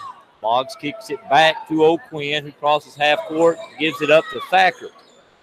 And Abingdon with 4 of their substitutes in the game right now, stretching the lead out over the Warriors.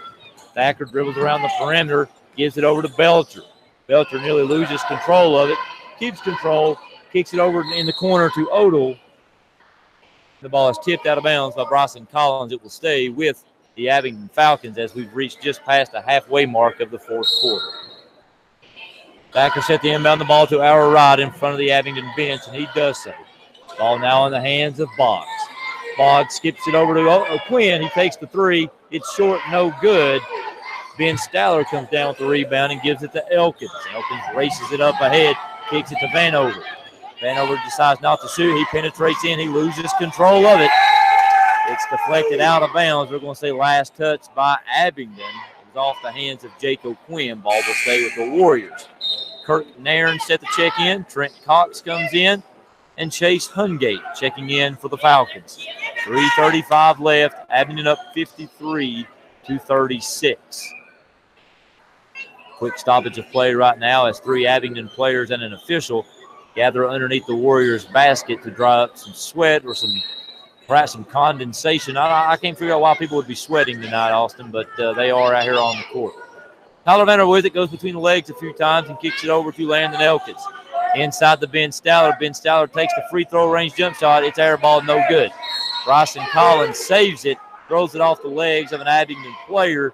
The Warriors will retain possession. 3:22 left. Tyler Vanover with it, the inbound. Looks for someone to throw it to. He finds Damile Lester. Lester dribbles it over, gives it back to Tyler. Tyler takes a deep fadeaway three. It's good. Finally, a shot falls for the Warriors. Tyler Vanover hits the fadeaway out on the right wing. And with that three, Coach McCamus calls a timeout to stop the clock, with the Warriors down by 14, trailing 53-39. So, Austin, perhaps, even though we're running low on time, that three could potentially spark something of a comeback here for the Warriors in this game. They're going to need all the help they can get. They finally get a shot to fall. Have they scored in the fourth quarter prior to that? I had not thought so. I kind of lost track of what the score was, but it felt like it was a long time between scores for the Warriors, and I'm not so sure if they had scored until that shot. And hopefully that's a little bit of a confidence boost. And it is still possible. I mean, 3 minutes, 16 seconds. You're down by 14. It can happen. We'll see if it does. Looks like the Warriors will have 3 timeouts remaining with after that timeout with Coach McCamus. Abingdon still has 2 left. Kirk Nairn has it. He throws it back over to Hungate. Warriors down a 2-2-1 full court press. Nairn kicks it to the middle to Thacker. It's deflected away. Loose ball. Thacker comes away with it. Now Hungate has it. It deflects off the foot of Damile Lester and goes out of bounds. Probably an unfortunate circumstance with the Warriors. It was almost a 10-second call. And since the ball went out of bounds, Abingdon will get a new count as Belcher set to check back in. Coach McCamus telling the officials that 11 seconds ran off the clock, but he did not get the 10-second call. I'm fairly certain, Austin, that since the ball went out of bounds, that 10-second call reset, so Abingdon will get a new 10-second count. Coach McCamus doesn't get what he wants from the official, so Abingdon now inbounds the ball, and they'll do so easily this time into Belcher. Belcher races ahead. His layup is too strong. Hungate tries to tip it in. It's no good. Loose ball rebound ends up in the hands of Belcher. Over to Cox, back up to the top of the key to Thacker. Thacker being guarded by Lester. He hands it off to Belcher, dribbles it back out onto the perimeter, being guarded by Ben Stout. He now penetrates into the lane. He kicks it over to Hungate. Hungate is blocked, but they're going to call a foul on Bryson Collins instead. That's going to be Bryson's second personal foul, and it will send Hungate to the free throw line with 2:41 left, and his Falcons up by 14. Hungate's first free throw hits the back of the iron, ricochets off, no good. Elijah Hayes comes over to the scorer's table to check in for the Warriors. He will take the place of Damile Lester. Tyler Vanover, Landon Elkins, Elijah Hayes, Ben Stallard, and Bryson Collins on the court for your Warriors. Chase Hungate, second free throw attempt is good. Abingdon now leads by 15. Landon Elkins kicks it up ahead to Elijah Hayes. Hayes back to Elkins. Elkins penetrates in. Bounce pass inside the Bryson Collins. No good, but Ben Stallard is there to clean up the mess. He puts it in. Warriors down by 13. Belcher races ahead as the Warriors were unable to get set up in their press. Belcher picks up his dribble, and we have a hand check and a push on the Warriors. Foul's going to be called on number 30, Ben Stallard. Going to be Stallard's second personal foul. Warriors 7th, which will put Abingdon in the 1-1 bonus, and it will send Belcher to the line for that 1-1. 2:22 left. Belcher with that wide stance. His first shot hits the front of the rim and falls over the front. 55-41, Abingdon. Belcher gets the ball. Takes a trio of dribbles, takes a spin into his left hand. His second free throw attempt hits the back of the iron, no good. Elijah Hayes chases down the rebound. He races it up ahead, hits Tyler Vanover, back to Hayes. Hayes over to Elkins. Elkins back to Hayes at top of the key. He drives in. Right-handed float pass to Bryson Collins is good.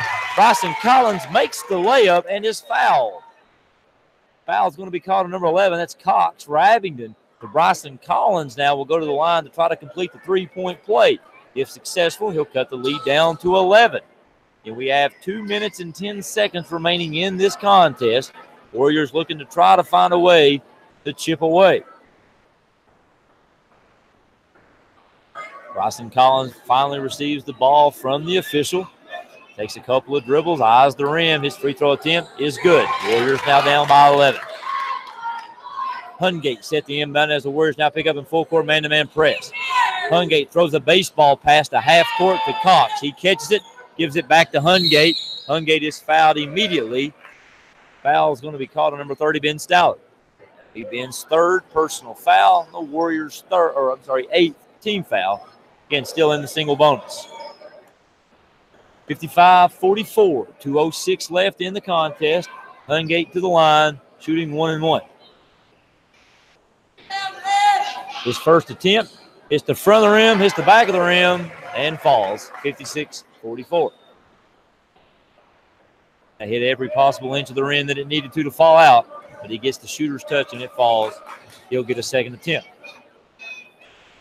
His second attempt is strong, no good. Ben Stout with the rebound. Landon Elkins pushes it ahead as we reach the 2-minute mark. Errant pass to Elijah Hayes, stays in bounds. Tyler Vanner with a deep three. It's good. 56-45. Warriors cut it to single digits, now down by 9. Thacker has it. Warriors up in full court. Belcher finds Nairn at half court. Cox races in. Cox is called for a charge. Ball goes back to the Warriors. Didn't quite see who it was, Austin. Who took the charge right there of the Warriors? You catch that? I didn't quite catch it. Yeah, it was kind of hard to see. We're at a tough angle right there. There were some bodies in front of us, but whoever it was, outstanding job by the Warriors to take that charge. Again, now down by 9. They've got it to single digits. 1:40 left in the contest. Elijah Hayes has it. Skips it over to Landon Elkins in the corner. Inside to Bryson Collins. His layup attempt is no good. Loose ball rebound to Thacker. Warriors try to trap. They get it to Cox. Cox skips it up to half court to Hungate. Hungate gets it to Nairn. Nairn is finally fouled by Ben Stallard with 1:23 left. That'll be Stallard's fourth personal foul. Key miss right there by Bryson Collins. Pretty much inside the paint right there. All I had to do is turn around, put it up and in, would have cut the lead to 7. He came up just a tad short on the shot, and Abingdon came down with the loose ball rebound. And will now have a chance to extend the lead, and they're unable to do so. Nairn misses the free throw. Down to a minute 20. Warriors down by 9. Elijah Hayes with it. He takes the three from the corner. It misses everything. Sails out of bounds. So with 1:15 left, Abingdon gets the ball back under the Warriors' basket. Warriors picking up in full court man-to-man press, looking for a steal or a quick foul. Hungate finally inbounds it to Thacker. Loose ball. He comes away with it and gives it back to Hungate. Hungate loses control of it again. He's finally fouled by Landon Elkins. That will be Elkins' second to personal foul. It'll be the Warriors' 10th, which will send Hungate to the line now to shoot 2 as the Falcons are now in the double bonus. Hungate takes a couple of dribbles, eyes the rim, and this time he connects. Abingdon back up by 10, 57-47. Hungate for the second free throw attempt. It's up. It's also good. Abingdon by 11. 1:08 left. Landon Elkins pushes it up, kicks it up to Elijah Hayes, dribbles to his left. Kicks it back out to Bryson Collins. He penetrates in. He makes the layup. Touch it to 9. And we have a timeout call. Timeout will be called by the Warriors. It will be a full timeout. And with 58.6 seconds remaining, the Warriors trail by 9. Well, a decent little attempt at a comeback here by the Warriors, but, whenever I see this kind of thing happen, I wonder where was that earlier, when they couldn't get a basket to fall. It may be just a little bit too late for them to pull this one off. Yeah, at this point, about the only chance the Warriors have is you're going to have to get some steals, which means Abingdon won't be protecting the basketball, or you're going to have to hope Abingdon misses some free throws and then the Warriors can come down and make some quick shots. Probably going to have to be three-pointers at this point. Warriors still have 2 timeouts, which means they can stop the clock only 2 more times after a make. So it's going to take a Herculean, heroic effort by the Warriors. Can't say it can't be done, but it's going to take some bad play from Abingdon, either on turnovers or some missed free throws, and some really quick threes or some quick scores by the Warriors. Timeout is finally up. Looks like the Warriors will send Jordan Bishop, Damon Lester, Tyler Vanover, Landon Elkins, and Elijah Hayes onto the court. For Abingdon, it's Thacker, Belcher, Nairn, Hungate, and Cox. One would assume their top free throw shooters. Warriors picking up full court press. Hungate gets it into Belcher. He's immediately fouled by Tyler Vanover. It's going to be Tyler's first personal foul on the evening. It will send Belcher to the line to shoot 2 for the Falcons. 57.1 seconds remain. Abingdon leads 58-49. Abingdon clears out the free throw line. It'll be Belcher and 4 Warriors here on this free throw attempt. First of which is up. Hits nothing but net. It's good. Abingdon back up by 10. Again, Belcher, 3 dribbles, spin, wide stance, shots up. It's good. Falcons back up by 11. Landon Elkins races up ahead, kicks it up to Lester. Lester over on the right wing, gets it back to Elkins at top of the key. He pulls in, shoots the free throw, shoots a jump shot from the free throw line. It's good. 60-51. Clock still running.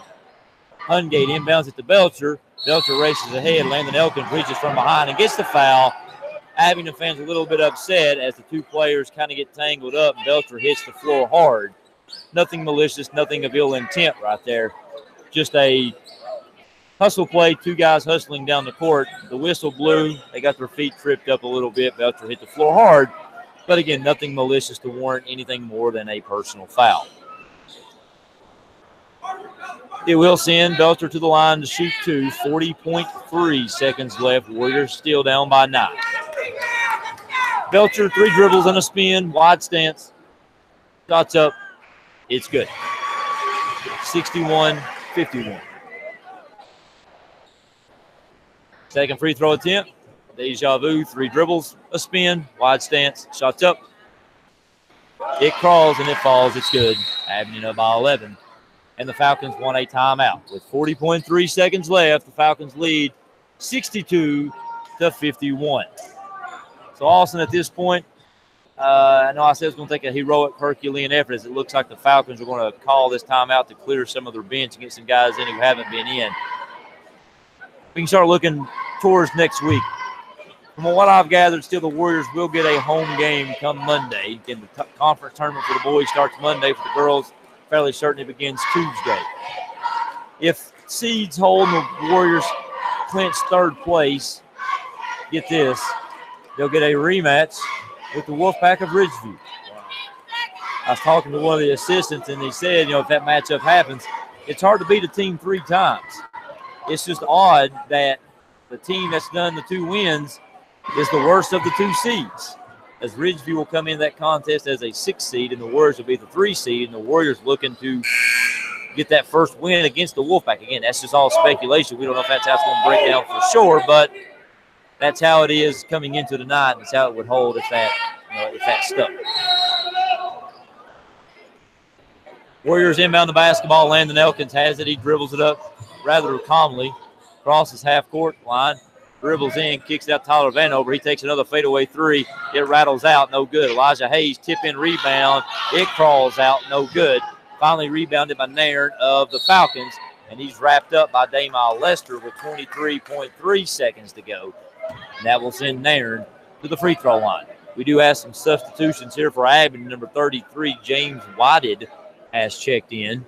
Looks like number 20, Peyton McClanahan, has checked in. And number 32, Haynes Carter. Looking over to my left, it looks like Coach McAmus is going to send in Lance Colley.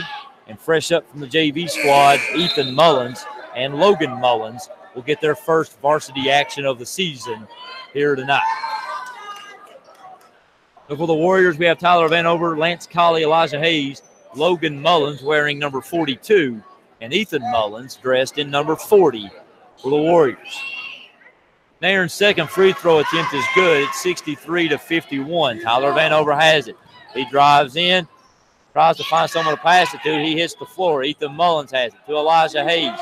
Over Tyler Vanover for three in the corner. That one falls, and Coach McAmus calls a timeout with 10.9 seconds to go, and the Warriors down by 9. No one in any hurry to go home tonight, Austin, as both teams have called timeouts to extend this, what seems to be, game that's pretty well over. And with that timeout, Abingdon is going to send in some substitutions of their own. Right now, they've got 8 guys on the court, so I don't know who's in. Looks like number 14, Grayson Waddle, number 22, Brent Boggs, number 33, James Whited, number 32, Haynes Carter, and one other player, maybe number 20, Peyton McClanahan. Boggs set the inbounds. He does so to number 33, Whited. Whited skips it up ahead to number 32, and it's almost turned over. Waddle comes away with it, being guarded by Lance Colley. He kicks it back up to Whited. Whited lets the clock run out. And with that buzzer in the background, the Abingdon Falcons will take a 63-54 victory over your Central Warriors, which will conclude the regular season.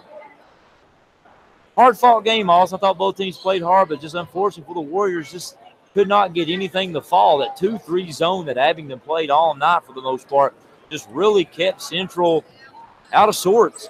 They had some open looks, as you mentioned earlier. Vanover with some open looks, Ben Stouter with some open looks, and Jordan Bishop with some open looks. The 3 guys you would want to have some shots beyond the arc. They just could not get them to fall. And then anytime they tried to go inside, Abingdon just snuffed that out, forced some bad passes, forced some turnovers. And in the end, when it's all said and done, they'll leave here tonight with that 9-point victory. Well, this game started off, I believe they were tied at halftime. It's looking like it was going to be anybody's game. And Warriors came out in that third quarter and played fairly well. And then the second half of the third quarter, started the fourth quarter, they were just ice cold. Couldn't get anything to fall for them and started collapsing on defense.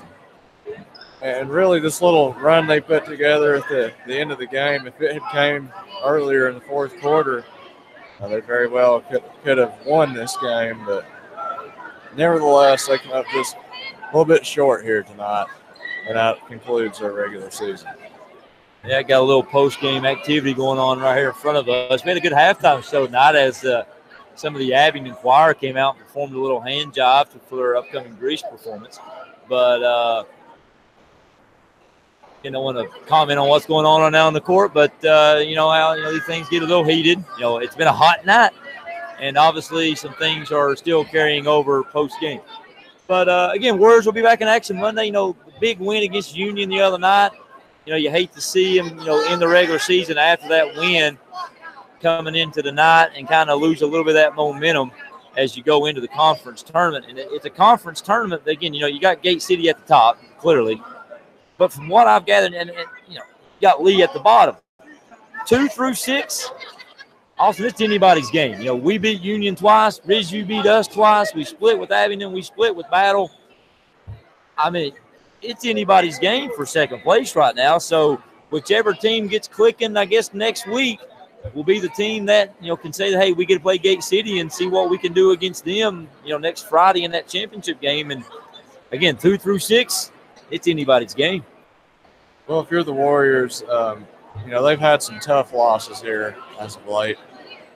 You got to try to put that behind you, and realize that your next game you play could be your last. And for the seniors, that should be an incentive for them, and come out and show what they're made of. Like I said, it's anybody's game as far as getting second in the tournament.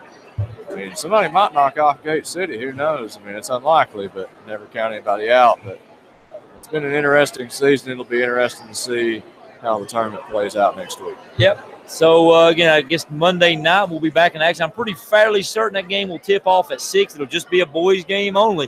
So it'll be one night. Again, it should be a home game. We'll have more information on Twitter and social media, and I'm sure there'll be announcements made as to where that game is officially and what exactly the start time is. So just kind of keep your ears glued to that, to like I said, our Twitter account, and see exactly what goes on there. So, Austin, I'm going to have to sign off. I got to drive the bus back. So I'm going to turn it over to you to close up shop as I go out here, and as the other team fans sometimes say, hey, go warm up the bus. So that's my job as well. I'm a man of many trades. I drive buses, I teach, I broadcast, I coach, man. Ain't a whole lot I can't do. Guess not. Well, there's not really much left to say here. Lady Warriors come out with a good win. The boys team came up a little short. That's the way it goes sometimes. You can't win them all, even though you try to. Nevertheless, we move on to the tournament. Both boys and girls looking to either win the tournament or move on out of it. And we'll be bringing you every game that they play in, home and away. See you then.